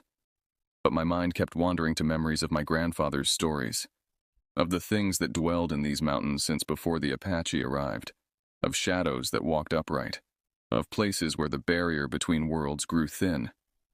Just folklore, I told myself. Stories to keep children from wandering too far from camp. Yet as night fully descended and the forest around the cabin grew deathly quiet, no insects chirping, no nocturnal animals rustling, I couldn't shake the feeling that something was watching me from just beyond the cabin walls, something large, something patient, something that had been waiting a very long time. Dawn broke reluctantly over the forest, gray light filtering through the cabin's single grimy window. I had barely slept, jolted awake throughout the night by sounds I couldn't identify, heavy footfalls circling the cabin, rhythmic tapping on the outer walls, and once, a low rumble that seemed to vibrate the very floorboards beneath my sleeping bag. I packed quickly, eager to continue toward my coordinates and complete this mission. The sooner I could return to base, the better. As I shouldered my pack, something caught my eye. A marking carved into the wooden beam above the door. It resembled a handprint, but elongated, with fingers too numerous and joints bent at impossible angles.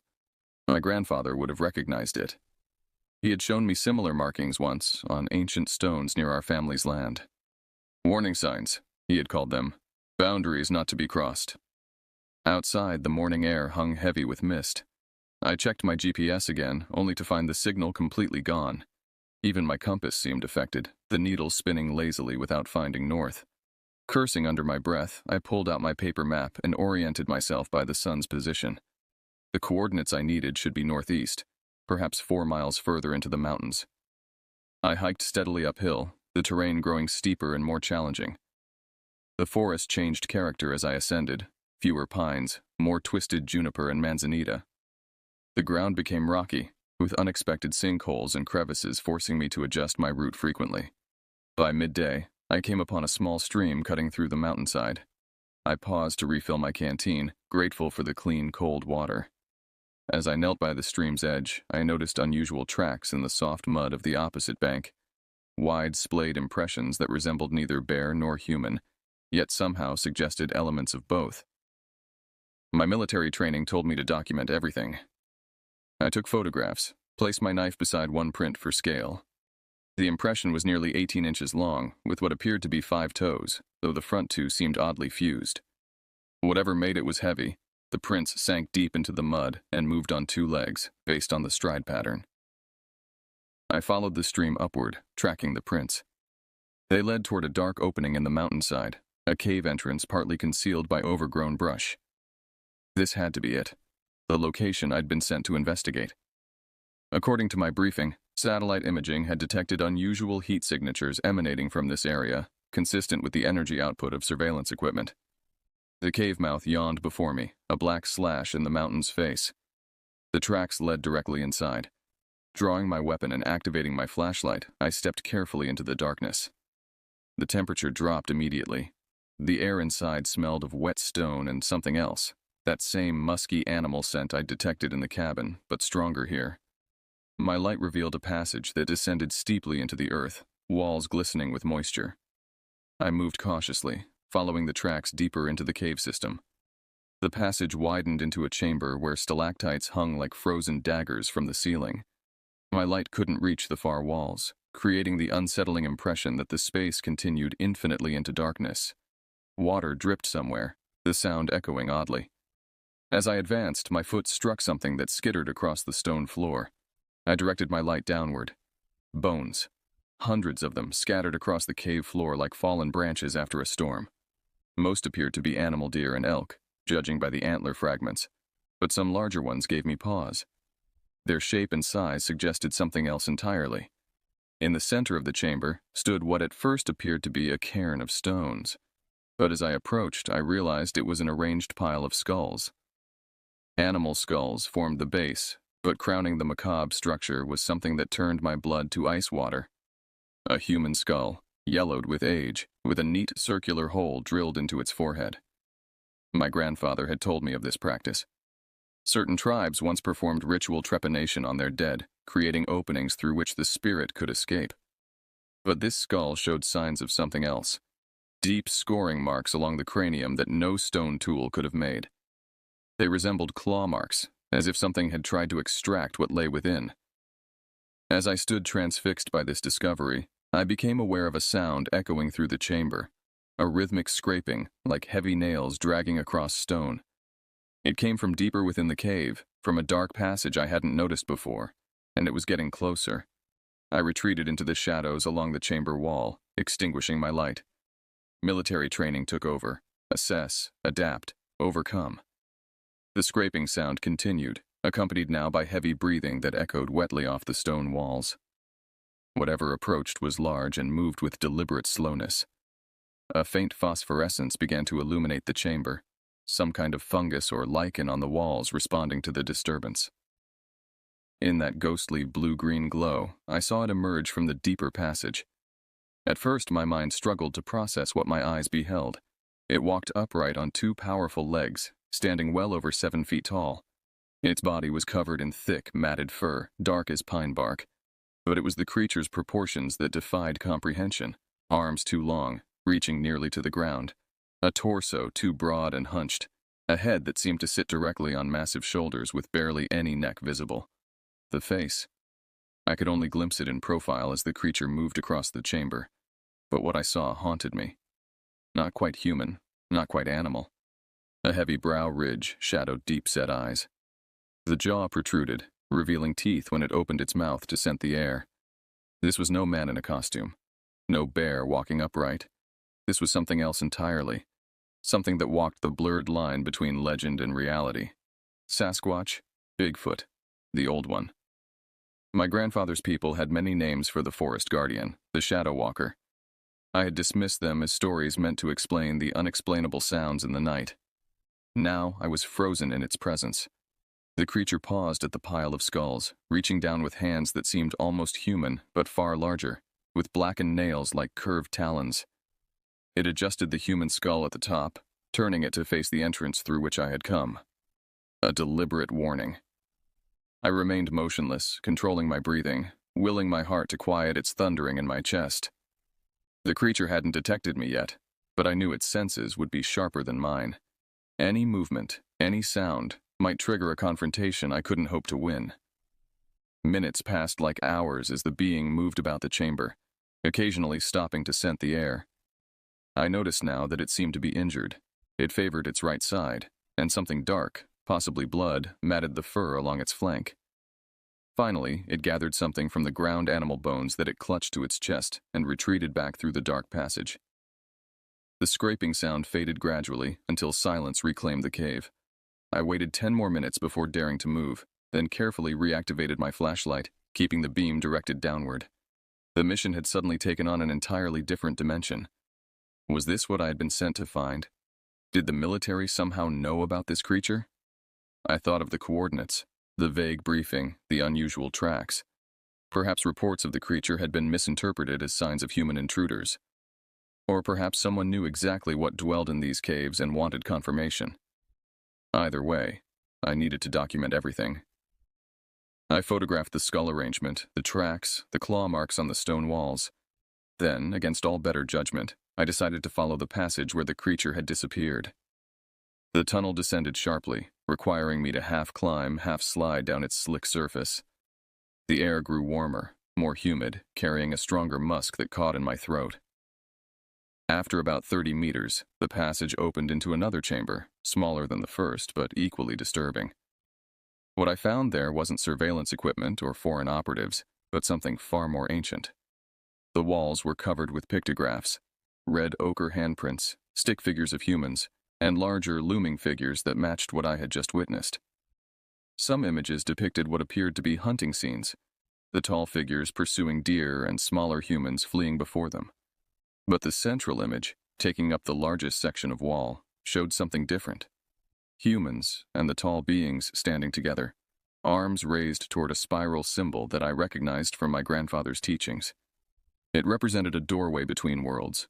Below this mural, arranged carefully on a natural stone shelf, sat several artifacts that made my heart sink. Modern items, a digital camera, its casing cracked open, a backpack torn to shreds, hiking boots with the laces still tied, and most disturbingly, a military-issue canteen with initials carved into its side, RM. Richard Martinez. The name clicked into place, a specialist who had gone missing during a training exercise in these mountains 3 months ago. The official report claimed he had deserted, but rumors around base suggested something stranger had occurred. I was photographing these findings when a low growl reverberated through the chamber. I spun around, my light catching reflective eyes at the tunnel entrance. Not the large creature from before, but something smaller, though similar in form. A juvenile, perhaps. It charged without warning, moving with shocking speed across the chamber. I fired a warning shot that echoed deafeningly in the enclosed space, but the creature didn't slow. In desperation, I dodged sideways, losing my balance on the uneven floor. I fell hard, my head striking stone, and darkness claimed me. I awoke to pain, a throbbing behind my eyes and a sharp sting along my left arm. Disoriented, I reached for my flashlight, only to find it missing. But I wasn't in darkness. A strange, diffuse light illuminated my surroundings, emanating from what appeared to be jars of bioluminescent fungi positioned around what I now realized was a completely different cave chamber. Attempting to sit up, I discovered my situation had deteriorated significantly. My pack, weapon, and most of my equipment were gone. Worse, my left arm sported 3 parallel gashes from shoulder to elbow, hastily bound with what looked like strips of my own torn shirt. "Stay still," a voice whispered from the shadows. "They hear everything." I froze, squinting toward the source. A figure emerged, human, male, bearded and gaunt. His clothes hung in tatters, and his eyes held the wild look of someone who had spent too long in darkness. "Martinez?" I ventured. He flinched at the name, then nodded slightly. "What's left of him? They sent you to find me?" "No," I admitted. "I didn't even know you were here. I was sent to investigate possible surveillance equipment." Martinez laughed, a dry, broken sound. "That's their cover story. They know what's out here. They've always known." He moved closer, and I could see how emaciated he had become. His right leg dragged slightly, badly healed from some previous injury. "How long have you been down here?" I asked. "I stopped counting after 50 days, he replied. "Time works differently in their territory. You crossed the boundary, same as I did." "Their territory? The creatures?" "Not creatures." Martinez cut me off sharply. "People. Ancient people. The first people, if you believe their stories. They were here before us. Before the Navajo. Before the Apache. They retreated underground when humans became too numerous." I thought of my grandfather's stories again. Tales of the ancient ones who dwelled in the hollow places beneath the mountains. Stories I had dismissed as mythology, designed to explain natural phenomena or enforce tribal boundaries. "How do you know all this?" I asked. Martinez pointed to his temple. "They showed me. They can put thoughts in your head. Images. Not words exactly, but you understand anyway." He shuddered. "It's why they take the skulls. It helps them connect." My stomach churned at the implication. "Are they going to kill us?" "If they wanted us dead, we wouldn't be talking now," Martinez said. "They're curious. We're different from the others who've wandered in. Military training, maybe, or because we didn't run." I examined our prison more carefully. The chamber was roughly circular, perhaps 15 feet in diameter, with a single entrance blocked by what appeared to be a crude door fashioned from interwoven branches and animal hide. The walls glistened with moisture, and strange symbols had been scratched into the stone, similar to those I'd seen in the pictograph chamber. "Have you tried to escape?" I asked, keeping my voice low. Martinez's eyes darted nervously to the door. "3 times. Made it to the surface once. That's how I got this." He gestured to his damaged leg. "There's a whole network of tunnels, stretching for miles under the mountain. Some natural, some carved out over centuries. They know every passage. We don't." A scraping sound outside the chamber silenced us both. Martinez retreated to the shadows, motioning for me to lie down and feign unconsciousness. I complied, closing my eyes to slits, watching through my lashes as the branch door swung open. The creature that entered was the smaller one that had attacked me, its movements more agile than the larger being I'd encountered earlier. It carried something in its arms, my pack, I realized, which it dropped unceremoniously in the center of the chamber. Then, to my astonishment, it spoke. The sounds weren't English or any human language I recognized. They resembled something between animal grunts and the clacking of stones, yet they carried distinct patterns, communication, not random noise. When neither of us responded, the being approached me directly. I fought to remain still as it crouched beside me, its musky scent overwhelming. A hand, too large, too strong, with fingers too long, gripped my injured arm, unwinding the makeshift bandage. Through barely open eyes, I watched as it examined my wounds, then reached into a pouch at its waist, withdrawing a handful of green paste that it applied to the gashes. The substance burned initially, then went curiously numb. The being rewrapped my arm with fresh material. Not my shirt this time, but some kind of soft, fibrous plant matter. Throughout this procedure, it continued making those clicking, guttural sounds as if speaking to itself. When it finished, it turned toward my pack, rummaging through the contents. It removed my camera, turning the device over curiously before setting it aside. Next came my military ID and documents, which it studied intently. Finally, it extracted my satellite phone, which it examined briefly before crushing the device effortlessly in one hand. Message received. No calling for help. After the being departed, Martinez emerged from his hiding place, his expression grim. "That one's called Nakohe," he said. "The healer. It's been patching me up whenever I get injured trying to escape." He nodded toward my newly bandaged arm. "That paste will prevent infection. They know medicines we've forgotten." I examined the bandage, expertly applied, with even pressure across the wound. "You understand their language?" "Some words. They've been teaching me." Martinez tapped his head again. "Through pictures, mostly. They're not all the same. Some want to help us. Others want to—" He trailed off. "Want to what?" I pressed. Martinez's eyes met mine, hollow with fear. "Use us. Study us. They believe we're related somehow. Distant cousins who took a different path. They want to understand why we've forgotten the old ways, forgotten them." I thought of the skull with the hole drilled into it, by examining our brains. He nodded slowly.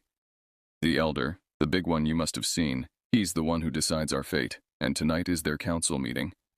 "What happens at the council?" Martinez's voice dropped to a whisper. "They decide which of us lives, which of us joins the skull pile, and which of us becomes like them." "Becomes like them? What does that mean?" But Martinez had retreated into himself, rocking slightly, his eyes unfocused. Whatever he had witnessed during his captivity had broken something fundamental within him. As I sat back against the cold stone wall, I realized the true nature of my mission was likely known to my superiors all along. I wasn't sent to find surveillance equipment. I was sent to find answers. Answers about what happened to Martinez. Answers about what lurked in these mountains. And I had found those answers, though I now doubted I would ever live to report them. Hours passed in tense silence. Martinez alternated between periods of lucidity, where he shared fragmented information about our captors, and stretches of withdrawn catatonia where he simply stared at the luminescent fungi, mumbling to himself. From his scattered accounts, I pieced together a disturbing narrative. These beings, he called them the Zi-Na-Ne, or Ancient Ones, had once dominated the surface world. They were intelligent, with complex social structures and their own form of spirituality centered around what Martinez described as the knowledge in blood and bone. As humans proliferated, the Zi-Na-Ne retreated underground, emerging only at night to hunt and gather. They considered certain territories, particularly caves and mountain passes, sacred boundaries between their world and ours. Trespassers were rarely tolerated. "Why keep us alive?" I asked during one of Martinez's clearer moments. "Some believe we carry old memories in our blood," he explained. "Memories of when our kinds lived together. The elder wants to extract these memories." "Through trepanation," I murmured, remembering the skull. Martinez nodded grimly. "Not all survive the process." I examined our prison more methodically, searching for weaknesses. The door, despite its primitive appearance, was secured from the outside with a mechanism I couldn't reach. The walls offered no alternative exits, solid stone with no fissures large enough to exploit. "What about your radio?" Martinez asked suddenly. "Did they take it?" I patted my pockets, realizing with a surge of hope that they hadn't found my backup communication device, a small emergency transmitter concealed in a hidden pocket of my combat pants.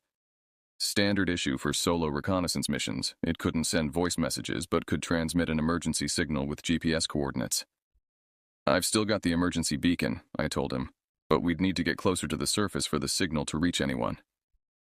Martinez's eyes widened. "Tonight might be our only chance. During council, most of them gather in the central chamber. The passages are less guarded." Before I could respond, footsteps approached, heavier than before.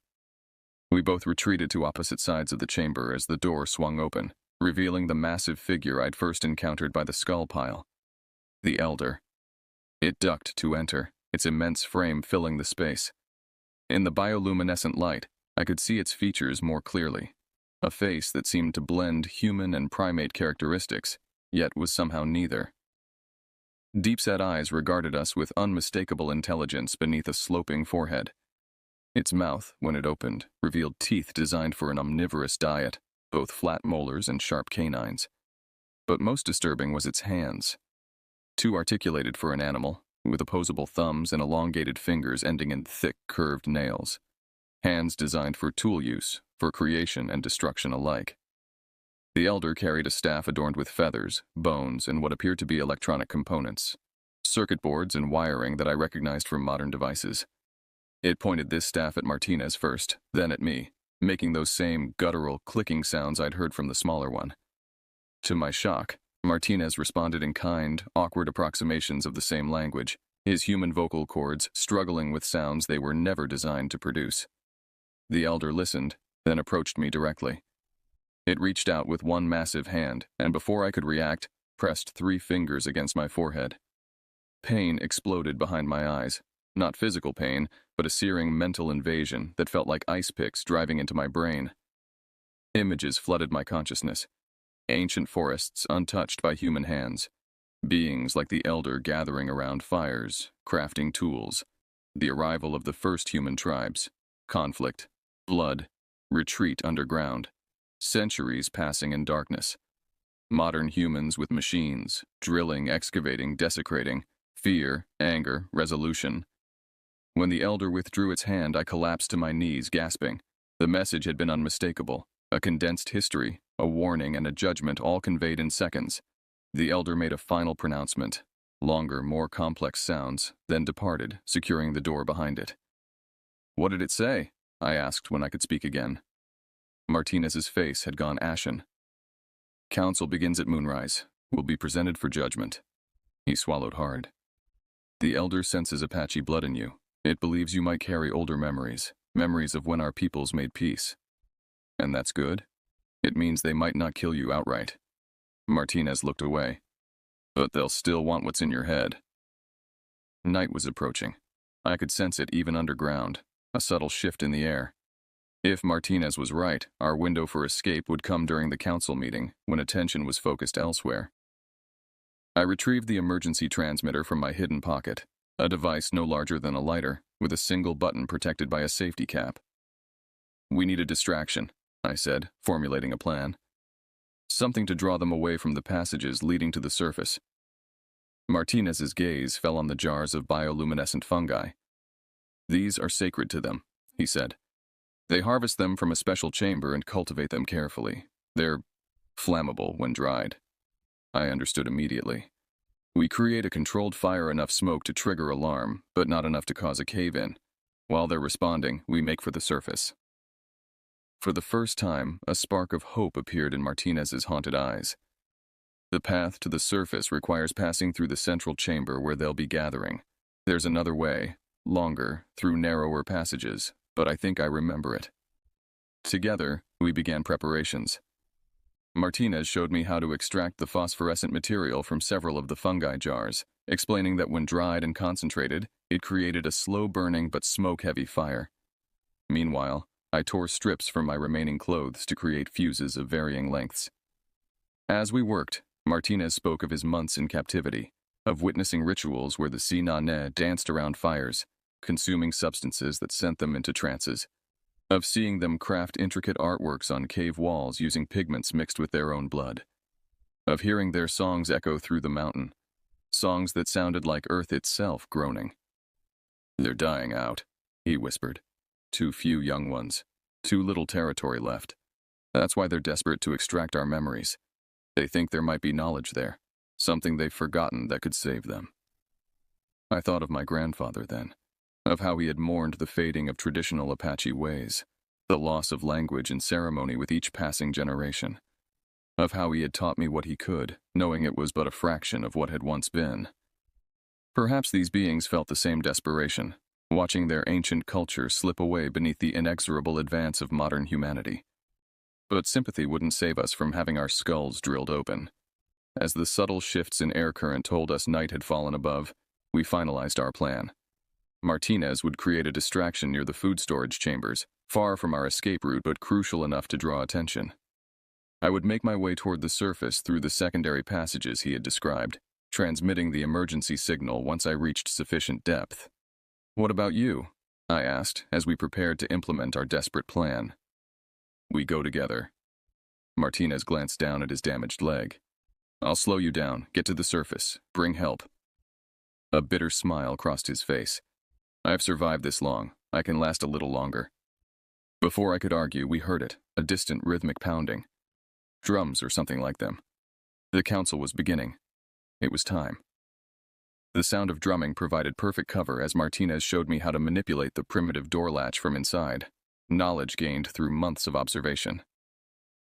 We slipped into the corridor, which was dimly lit by more of the bioluminescent fungi growing along the walls. "Remember the path," Martinez whispered, tracing a crude map in the dust on the floor. 3 left turns, then the narrow crevice that slopes upward. Follow the water seepage. It all flows down from the surface. He handed me several small bundles of the prepared fungal material, each with its own fuse. "Plant these at intervals. Light them only when you hear the commotion start. The smoke will create confusion. Cover your scent." The drumming grew louder, accompanied now by those same clicking, guttural vocalizations, dozens of voices joining together in what sounded like a primitive chant. We parted at the first junction, Martinez limping toward the food chambers while I moved in the opposite direction, counting passages and memorizing landmarks. The cave system was more extensive than I had imagined, with evidence of both natural formation and deliberate excavation. In some sections, modern human artifacts had been incorporated into the structure. Pieces of mining equipment, railroad spikes, even what appeared to be parts from a crashed aircraft, all repurposed to reinforce tunnels or create drainage systems. I planted the fungal bundles as instructed, tucking them into crevices at key junctions. The air grew progressively cooler as I ascended, giving me hope that I was indeed moving toward the surface. After navigating the 3rd left turn, I encountered the narrow crevice Martinez had described, barely wide enough for me to squeeze through sideways. It angled upward at about 45 degrees, with small hand and footholds worn into the stone. Evidence that this passage saw regular use. I was halfway up this crevice when I heard it. A distant roar followed by alarmed calls echoing through the cave system. Martinez had sprung his distraction. I quickly lit the fuses on my planted bundles using the waterproof matches from my survival kit, then continued upward with renewed urgency. Within minutes, the acrid smell of the burning fungus filled the passage, producing thick smoke that hugged the ceiling above me. The crevice opened onto a higher tunnel where I could stand upright again. Water trickled down one wall, a good sign according to Martinez's instructions. I followed it upward, moving as quickly as stealth allowed. Suddenly, ahead of me, a shadow moved. I froze, pressing myself against the wall, but it was too late. One of the smaller Tsinane, not much taller than a human but broader, stronger, stood blocking the passage. It carried no weapons but didn't need them. Its natural strength would be more than sufficient. For a moment, we simply stared at each other. Then, to my astonishment, it stepped aside, gesturing upward with one long arm. Help from an unexpected quarter? Or a trap? I had no choice but to proceed, edging past the being cautiously. It made no move to stop me, instead pointing more insistently toward the passage ahead and uttering a single, urgent sound. I continued upward, hearing the creature fall in behind me, not pursuing, but following at a distance. The passage widened gradually, with thicker water flow and, most encouragingly, the first hints of fresher air. When I reached a chamber with a high ceiling lost in darkness, I activated the emergency transmitter, praying the signal would penetrate enough rock to reach the surface. The device blinked green twice, confirmation that it was transmitting, before I tucked it securely back into my pocket. The being that had followed me emerged into the chamber, now gesturing toward a different passage than the one I'd been following. When I hesitated, it made an impatient sound, then reached out to grasp my uninjured arm, pulling me firmly toward the alternative route. Something in its manner, a sense of urgency rather than menace, convinced me to trust its guidance. The new passage was steeper, requiring an almost vertical climb in places, but I could definitely feel a current of fresh air flowing downward. Behind us, the sounds of confusion grew louder, calls echoing through the tunnels, the pounding of heavy feet on stone. The smoke must have reached the council chamber. As we climbed higher, the passage grew lighter, not from bioluminescence, but from actual moonlight filtering down through cracks in the ceiling. My guide increased our pace, occasionally reaching back to help pull me up particularly difficult sections. Finally, we emerged onto a small ledge high on the mountainside, a concealed entrance camouflaged by scrub brush and boulders. The night air felt impossibly sweet after the stale atmosphere of the caves. Above, stars crowded the Arizona sky, with a waning moon providing just enough light to see by. My unexpected ally stepped out behind me, its features more visible in the moonlight. I could now see it was younger than the others I'd encountered, perhaps an adolescent of its kind. Around its neck hung what I recognized as Martinez's dog tags. "You know Martinez," I said, pointing to the tags. "You've been helping him." The being touched the tags, then placed a hand on its chest, making a sound that might have been its name. It pointed to the transmitter in my pocket, then upward toward the sky, making a questioning noise. "Yes," I confirmed. "Help is coming." I pointed back toward the cave entrance. "Martinez. We need to help Martinez." The creature shook its head vehemently, gesturing down the mountainside, clearly indicating I should leave. Then it pointed to itself, and back to the cave, pantomiming that it would return for Martinez. A distant thrumming reached my ears, helicopter rotors. The emergency signal had been received, and a response was already en route. The being heard it too, its head tilting to track the sound. Without further hesitation, it pressed something into my hand, a small carved object that resembled a stylized human figure with elongated limbs, then disappeared back into the cave entrance. I scrambled down to a clearing where the helicopter could spot me, waving my arms as its searchlight swept the mountainside. As the aircraft descended, I clutched the carved figure, knowing it represented more than a simple artifact. It was evidence of an incredible truth, that legends sometimes walked in flesh and blood, and that the line between myth and reality was far thinner than modern humanity believed. The helicopter touched down, and military personnel rushed out, weapons ready. I identified myself, showing my ID and explaining I had found Martinez alive in the cave system. When they asked what I'd discovered about the surveillance operation, I hesitated. What would happen if I told them the truth? Would they cordon off the mountain, send in teams to capture or kill the Tsinane, study them, dissect them, destroy? What would happen if I told them the truth? Would they cordon off the mountain, send in teams to capture or kill the Tsinane, study them, dissect them, destroy what remained of an ancient people already on the brink of extinction? I thought of my grandfather's teachings about respect for the land and its original inhabitants, of the young being who had helped me escape, who wore Martinez's dog tags, of the elders' visions showing centuries of retreat before the human advance. "Sergeant Johnson, report!" the commanding officer shouted over the helicopter's noise. I made my decision in that moment. "Foreign surveillance equipment confirmed, sir," I called back, but it was abandoned. Looks like they were monitoring our training operations at Fort Huachuca, then pulled out in a hurry. Martinez has been surviving on his own since his accident. He's injured but alive in the cave system. We need extraction teams with climbing gear." The officer nodded, already radioing for additional support. As I was led to the helicopter, I slipped the carved figure deep into my pocket. Some secrets belong to the mountains. Some truths were not meant for military reports. 3 days later, I sat beside Martinez's hospital bed at Fort Huachuca's medical facility. His physical condition was improving, though the doctors remained concerned about his psychological state. He hadn't spoken since the rescue, responding to questions with only nods or blank stares. We were alone in the room when he finally broke his silence. "You didn't tell them," he said, his voice rough from disuse. I shook my head. Some things should remain mysteries. Martinez nodded slowly. They would never understand. They'd hunt them down, turn them into lab specimens. He turned to face me directly. "Did my friend find you? The young one?" "Yes," I confirmed, showing him the carved figure. "It gave me this." Martinez's eyes widened in recognition. "A kinship token. It means you're under their protection now." He touched his temple. "They'll know you wherever you go in their territory." "Will they survive?" I asked. "Perhaps. They've endured this long." Martinez looked out the window toward the distant mountains. "The young ones, some of them want contact, understanding. The elders fear it would lead to their final destruction." "And what do you think?"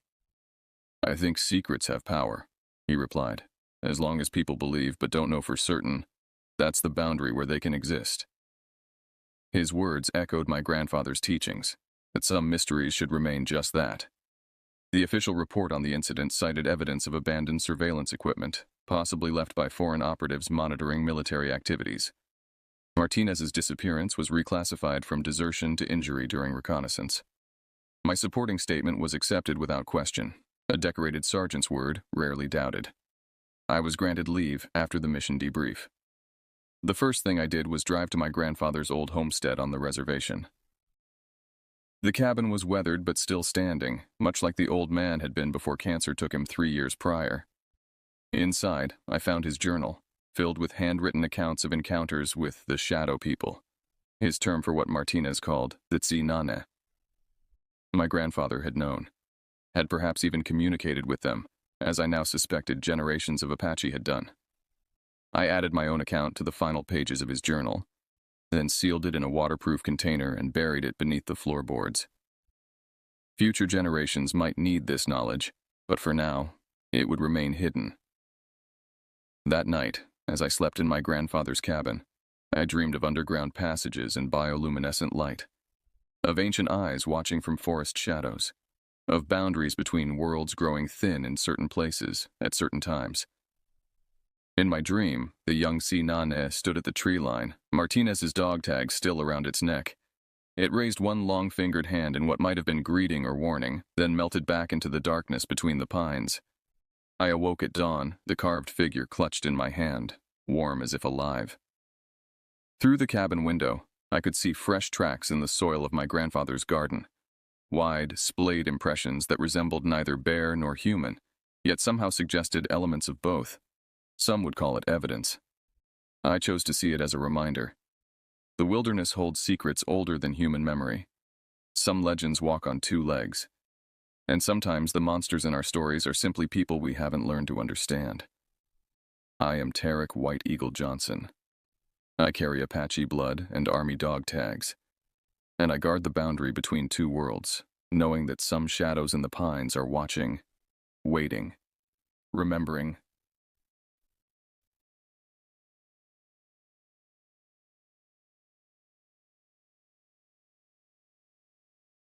I was so sure it would be the perfect day for a winter hunt, the kind of morning that promises something special. January 27th, 2022, marked in my calendar weeks in advance. The forecast had predicted ideal conditions, light snowfall overnight with clear skies by dawn, perfect tracking conditions, perfect visibility. The car ride to Harrisville State Park felt oddly quiet, except for the heater rattling against the cold and my German Shepherd Jax panting in the back seat. Every few miles, I glanced over my shoulder to make sure he was as fired up as I was. He always seemed to know when we were headed somewhere with open space and fresh air.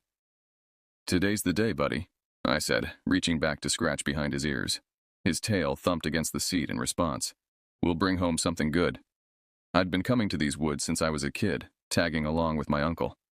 Back then, I was just the pack mule, carrying equipment and listening to hunting stories that grew more elaborate with each telling. Now at 33, I had stories of my own, none quite as impressive as Uncle Roy's, but I was working on it. My truck's tires crunched through the fresh snow as I pulled into the nearly empty parking area. Only one other vehicle occupied the lot, An old blue pickup parked near the trailhead sign. Early bird, I thought, hoping they'd headed in a different direction. I preferred solitude on hunting days. Stepping onto the snow at the trailhead, I noticed how it sparkled under a low gray sky. A deep hush hung over everything.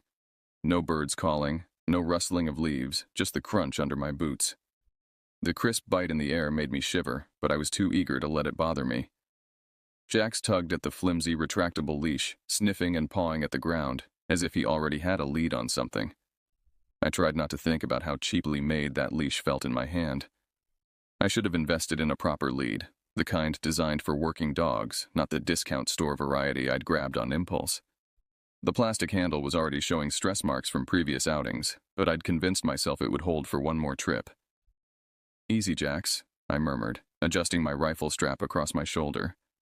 The weight of it felt reassuring, a connection to generations of hunters before me. I checked my pocket for extra ammunition and made sure my hunting knife was secure on my belt.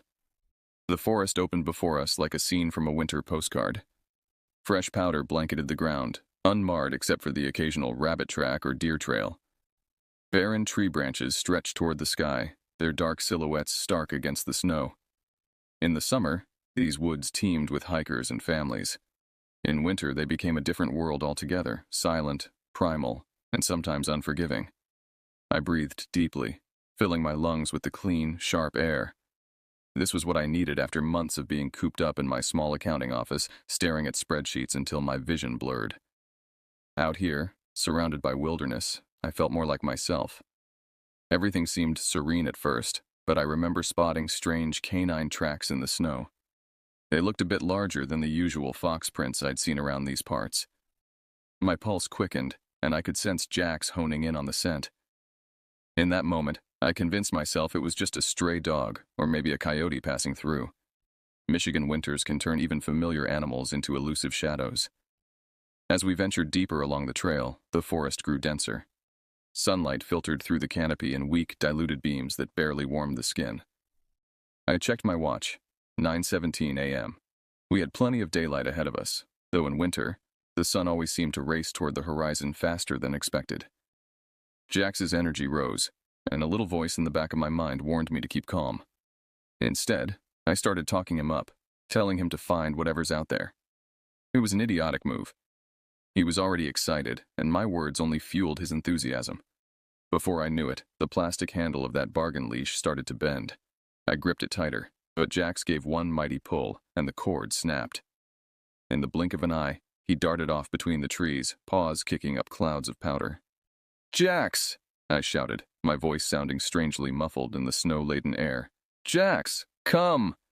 The only response was the fading sound of his excited barking as he disappeared into the underbrush. I stood frozen, watching the spot where he'd vanished, suddenly aware of how alone I was.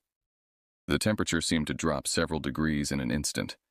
I reached for my phone, thinking I should mark my location before going after him. The screen showed no service, not unusual for these parts. I tucked it away, cursing under my breath. I'd trained Jax to return to my whistle, but in his current state of excitement, I doubted he'd hear it, let alone obey. The beginnings of real worry crept into my mind. Jax was a domesticated animal, not a wild hunter. If he encountered something dangerous, a coyote, a bear, or even a territorial buck, he wouldn't know how to handle himself. The thought of him injured somewhere in these vast woods made my stomach lurch. I shouldered my rifle more securely and started after him, following his tracks in the fresh snow. I'd come to hunt, but suddenly the day had transformed into something altogether different, a desperate search for my companion. My hands shook as I shouted for him, but my voice seemed to vanish in the stillness. For a second, I felt rooted to the spot, overwhelmed by the sight of my dog disappearing into a wild expanse. Then my body lurched forward and I tore after him, trudging through snow that seemed to get deeper with every step. I could see his tracks, spaced far apart from his bounding stride. The forest around me felt larger and colder now that I was alone. My breathing started to get rough, a mix of worry and the frantic pace I was forcing on myself. If Jax found an actual coyote or something worse, he might get hurt. And if I couldn't keep up with him, he could be gone for good. The deeper I went, the more anxious I became. It felt like each tree watched me rush by, not a single branch shifting. The hush had turned ominous, and I kept expecting something to bolt out of the shadows. I tried calling Jax again, voice cracking. The wind picked up, whistling through the bare branches overhead. It carried flecks of snow that stung my exposed cheeks and forehead. I pulled my hat lower, wishing I'd worn a face mask. My breath clouded before me in rapid puffs as I pushed forward, following Jax's increasingly scattered tracks. In the distance, I heard him barking, but the echo played tricks on my ears, making it impossible to pinpoint his direction. I pressed on, ignoring the tremor in my legs. The ground was slick in places, hidden ice patches waiting for a misstep. Panic started to creep into my thoughts. If I lost the trail, there was no guarantee I'd find it again.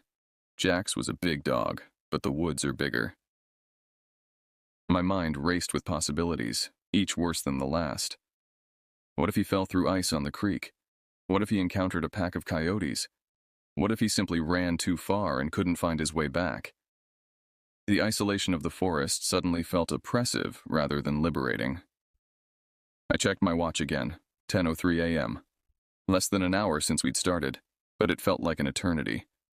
I'd covered nearly a mile following Jax's trail, moving deeper into a section of the park I wasn't familiar with. The trees here grew closer together, their branches forming a dense network overhead that blocked most of the already weak sunlight. So I pushed forward, adrenaline urging me to keep going no matter how numb my fingers felt or how stiff my joints had become from the cold. There was only one goal at that moment: find Jax, latch onto him somehow, and get the both of us out of this place. Little did I know the real danger hadn't even begun. The terrain began to change, sloping gradually downward. I knew the creek ran through this part of the forest, a narrow, rocky waterway that would be partially frozen this time of year. In summer, it was little more than a pleasant babble over smooth stones. In winter, it transformed into a treacherous ribbon of ice and frigid water. I slowed my pace, trying to regain control of my breathing. The exertion had me sweating beneath my layers, a dangerous condition in cold weather. If I pushed too hard and soaked my clothes with perspiration, hypothermia would become a real threat when I eventually stopped moving. Jax's barking grew louder, more insistent. He had found something. I quickened my pace again, recklessness overtaking caution. I caught a glimpse of Jax darting onto a narrow, half-forgotten trail that ran along the creek. Even though I'd been here in the summer, everything looked completely foreign under so much snow. My boots hit patches of ice more than solid ground, and the edges of the path were dangerously slick. But I barely thought twice. I needed to catch up before he vanished for good. The slope ahead was brutal. I tried to walk carefully, but Jax was already bounding up ahead, his tracks spaced too far apart for me to match in a normal stride. I hurried, and my foot slid on a hidden patch of ice. 1 minute I was upright, the next I was hitting the ground so hard it jarred my teeth. My lungs seized up. My vision blurred around the edges. Instinct made me twist, trying to dig my hands into the snow, but I was on a downhill slide. Every rock and jutting root bruised me on the way down. I reached out for anything to stop the momentum. My fingers brushed something, a branch maybe, but it snapped instantly. The world spun around me, a kaleidoscope of white snow, gray sky, and dark tree trunks. I lost all sense of direction as I tumbled, my rifle tearing free from my shoulder strap and clattering somewhere nearby. Pain exploded in my side as I collided with what felt like a boulder. I gasped, trying to catch my breath, but the momentum carried me further. Time seemed to stretch and compress simultaneously. In reality, the fall probably lasted only seconds, but each impact, each revolution felt like its own distinct moment of terror. I couldn't tell which way was up. All I knew was the sickening sensation of having no control over my body's movement. The hillside rushed by in a blur of white and brown. Then I slammed onto the creek, breaking through a layer of ice that gave way under my weight. The water almost took my breath away. It was a cold so intense my muscles clenched. The shock shot through my limbs, making it hard to think straight. Struggling onto all fours, I felt the stream creeping up my elbows. My jacket and pants soaked it up like a sponge. The creek wasn't deep, perhaps 2 feet at its center, but the temperature was brutal. January in northern Michigan meant water temperatures just above freezing. The human body can withstand such cold for only minutes before hypothermia sets in. One wrong move, and I'd submerge my entire body in that freezing mess. With a desperate push, I managed to get my torso onto thicker ice near the bank, then crawled until I was clear of the water. That's when the pain in my leg flared up. My pant leg was torn and blood was staining the snow. I tried to stand, wincing as my knee threatened to buckle. There was a sharp, pulsing throb like a warning light in my brain. I looked up the slope I'd just descended. It wasn't particularly steep, but the combination of ice and snow had made it treacherous. My rifle lay about halfway up, partially buried in snow. I'd need to retrieve it, but first I had to assess the damage to my leg. I remember thinking that I'd be in deep trouble if an animal picked up the scent of fresh blood. With my luck, there might be a hungry coyote lurking in the distance, watching for an easy meal. I peeled back the torn fabric of my pants to reveal a jagged gash on my right knee, about 3 inches long. It wasn't dangerously deep, but it was bleeding steadily. I scooped up a handful of clean snow and pressed it against the wound, gritting my teeth against the sting. The cold would help constrict the blood vessels at least. Looking around, I realized I'd lost my bearings completely. The creek stretched in both directions, curving out of sight among the trees. The sun was hidden behind uniform gray clouds, offering no directional guidance. My phone was still in my pocket, but when I pulled it out, the screen remained dark. The impact or the water had killed it. Panic threatened to overwhelm me. I was injured, soaking wet in freezing temperatures with no communication and no clear path back to civilization. And my dog was still missing. Jack showed up, completely unfazed, panting like he'd just had the time of his life. Relief washed over me, but anger flickered too. I couldn't handle him bolting again, so I grabbed the broken cord from his side and tied it around my wrist. "Where the hell have you been?" I rasped, my voice shaking with cold and relief. He just wagged his tail, oblivious to my predicament. In his mind, this was all part of a grand adventure. For me, it was rapidly becoming a nightmare. My fingers shook from the cold, and it felt like the wind was trying to slice through every layer of clothing I had on. I knew I needed to move, to get circulation flowing through my extremities. Hypothermia was the immediate threat. Wet clothes in winter conditions could kill faster than almost anything else in these woods. I looked at my watch again, surprised to find it still working, 10:37 a.m. The fall and its aftermath had consumed barely half an hour, though it felt like hours had passed.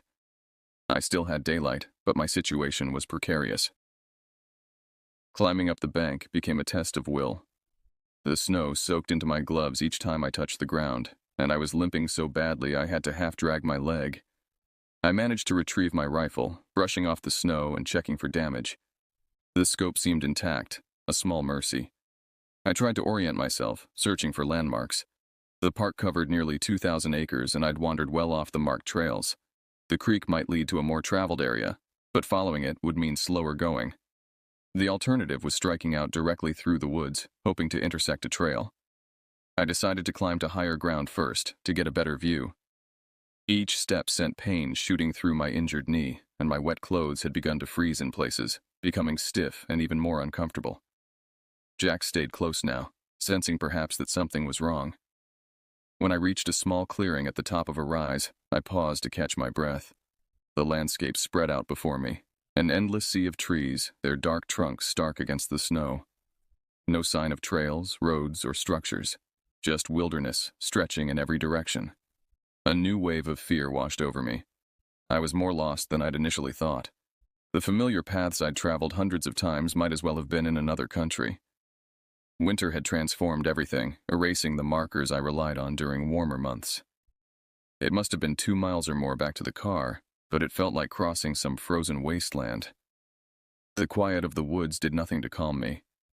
Every crack of an ice-laden branch overhead made me flinch, and I kept checking behind me, convinced something might step out from the trees. I tried to remember the basics of wilderness survival. Priority 1, find shelter.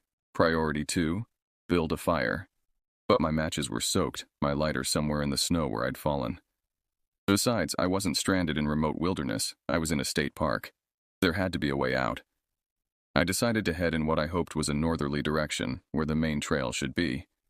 Each step was agony, but standing still meant certain hypothermia. My wet jeans had begun to freeze, creating a bizarre stiffness that made walking even more difficult. Time seemed to stretch and contract. The gray sky offered no clues about the hour. Only my watch, which I checked compulsively. told me that minutes were indeed passing. Jax stayed by my side, occasionally looking up at me with what seemed like concern. The cord around my wrist was a lifeline now, keeping us together. My thoughts grew increasingly scattered, a bad sign. I knew hypothermia affected cognitive function first. I forced myself to focus, to put one foot in front of the other. Just keep moving. Just keep moving. When I finally spotted the faint outline of the parking lot, my throat tightened. That battered old car looked like the only safe place on earth. I nearly collapsed against it, fumbling for my keys, my wet gloves making it impossible to grip anything. Jax hopped in the back seat on his own, tail wagging, while I cranked the heater and peeled off my soaked jacket. I threw my rifle onto the floor, realizing there was no way I'd be firing any shots in this condition. My hands were numb, and I was still bleeding. The digital clock on the dashboard read 12:23 p.m. Nearly 3 hours had passed since we'd set out. It felt like days. The first aid kit was tucked under the passenger seat, and I tore into it like a lifeline, bandaging my knee with unsteady hands. Warm air finally blasted from the vents, but my teeth kept chattering, and I couldn't stop replaying each second of that descent down the hill. I peeled off my frozen gloves, wincing as circulation returned to my fingers in painful tingles. My hands were pale, with alarming white patches on several fingertips, the early signs of frostbite. I held them directly in front of the heating vent, enduring the burning sensation as they slowly warmed. The bleeding from my knee had slowed, but the wound needed proper cleaning and probably stitches. My entire right side ached from the impacts during the fall.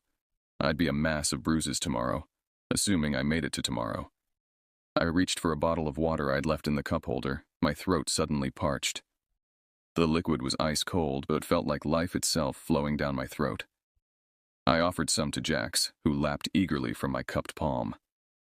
Looking out at the woods through the steaming windshield, I felt a strange mix of emotions: relief at my escape, anger at my own carelessness, and a new respect for the power of nature. Those trees that had seemed so peaceful, so inviting just hours ago now looked menacing, as if they'd been waiting to claim me. I needed to get to urgent care. The gash in my knee required professional attention, and I needed to be checked for hypothermia. The nearest medical facility was in Harrisville, about 20 minutes away. I wasn't sure I could drive safely, but I had no choice. Eventually, I drove away, the engine's hum mixing with the rush of thoughts in my head. Jax settled in, eyes half closed. I kept glancing at him through the rearview mirror, feeling a jumbled mess of relief, anger, and gratitude. That stretch of creek could have become my grave if I'd hit my head or gone under the ice. The miles slipped by in a haze of slush and salted roads. I kept thinking how close I'd come to not making it out. One broken leash, one moment of distraction, and suddenly nature had me in its teeth, ready to swallow me whole. The urgent care facility was busy with the usual winter casualties: broken wrists from ice falls, children with severe colds, elderly patients with breathing difficulties. I sat in the waiting room, still shivering despite the building's warmth. Jax had to stay in the car, where I'd left the engine running for heat. I checked on him through the window every few minutes, irrationally afraid he might disappear again. When the doctor finally examined me, his expression was grave. "You're lucky," he said, cleaning my wound with antiseptic that stung worse than the initial injury. "Another hour out there in wet clothes and we'd be treating you for severe hypothermia. As it is, you have mild frostbite on your fingers and early hypothermia." He sutured my knee, 7 stitches in total, and wrapped it in clean bandages. "Stay off it for a few days," he advised, "and no more winter hikes alone." I didn't tell him I hadn't been alone. Somehow, explaining about Jax felt like admitting to a deeper failure, that I couldn't even control my own dog, let alone navigate the wilderness safely. The prescription for antibiotics and pain relievers felt like a tangible reminder of my mistake. I paid the bill, grimacing at the cost. Another consequence of my poor judgment. Back in the car, Jax greeted me with his usual enthusiasm. I scratched behind his ears mechanically, my mind still processing the events of the day. I knew I'd need to get my leg checked out. I needed dry clothes and something hot to drink. More than anything, though, I needed to get home, to let the warmth of the house chase away the memory of that frigid water. The drive home was longer than usual, or perhaps it just felt that way. Every bump in the road sent pain shooting through my knee. The heater blasted at maximum, but I still felt a deep chill that seemed to radiate from my bones outward. I passed familiar landmarks, the gas station where I always filled up before hunting trips, the diner where I sometimes stopped for breakfast, the turnoff to my neighborhood. Each sight reinforced that I was returning to safety, to civilization. Yet I couldn't shake the sensation of being watched by something in the woods. By the time I pulled into my driveway, I was exhausted, both physically and mentally. I couldn't decide if I felt lucky or just plain foolish. The house looked like a sanctuary, warm lights glowing in the windows, smoke curling from the chimney where I'd left a fire banked that morning. Jax bounded from the car as soon as I opened the door, eager to return to familiar territory. I followed more slowly, each step a reminder of how close I'd come to disaster. Inside, the warmth enveloped me like an embrace. I peeled off my damp clothes, leaving them in a heap by the door. A hot shower washed away the physical remnants of the ordeal, but the memory remained vivid. The sensation of falling, the crack of ice, the mind-numbing cold of the water. Later, wrapped in a blanket on the couch with Jax at my feet, I sipped hot tea and contemplated how quickly things had spiraled out of control. One moment I was a confident hunter in familiar territory, the next I was fighting for survival. That night, sleep came in fitful bursts. Every time I closed my eyes, I felt myself falling again, heard the crack of ice, felt the shocking cold of the creek water. I'd jolt awake, heart racing, to find Jax watching me with concerned eyes from his bed in the corner. The pain in my knee throbbed in time with my heartbeat, a persistent reminder of my brush with disaster. The antibiotics sat on my bedside table along with the painkillers, which I'd been reluctant to take. Somehow I felt I deserved the pain, a necessary reminder of my foolishness. As dawn broke, I limped to the window and looked out at my backyard. The same snow that had nearly claimed me in the forest now looked benign, even beautiful as it glittered in the first rays of sunlight. Nature's dual faces, serene beauty and merciless killer, had never been clearer to me. I'd been hunting these woods since I was a teenager, had always prided myself on my outdoorsmanship. Yet one moment of carelessness had nearly cost me everything. The cheap leash, the excitement egging Jax on, the reckless pursuit, all preventable mistakes. Over coffee, I found myself online ordering a proper hunting harness for Jax, the kind with reinforced stitching and a secure clasp that wouldn't fail under pressure. I added a personal locator beacon to my cart as well, along with waterproof matches and an emergency blanket for my pack. Small investments that could mean the difference between life and death. The doctor had advised staying off my leg, but restlessness drove me to pace the house, Jax following at my heels as if afraid to let me out of his sight. Perhaps he sensed how close we'd come to not making it home at all. I canceled my plans for the coming weekend, another hunting trip I'd been looking forward to for months. It wasn't just the injury keeping me away, it was a newfound respect for the dangers lurking in those familiar woods. I needed time to recover, not just physically, but mentally, to rebuild the confidence that had been shattered along with the ice on that creek. In the following days, friends called to check in. I told them a sanitized version of events, a slip on ice, a minor injury. The full story felt too raw, too personal to share. How could I explain the moment when I realized I might not make it out?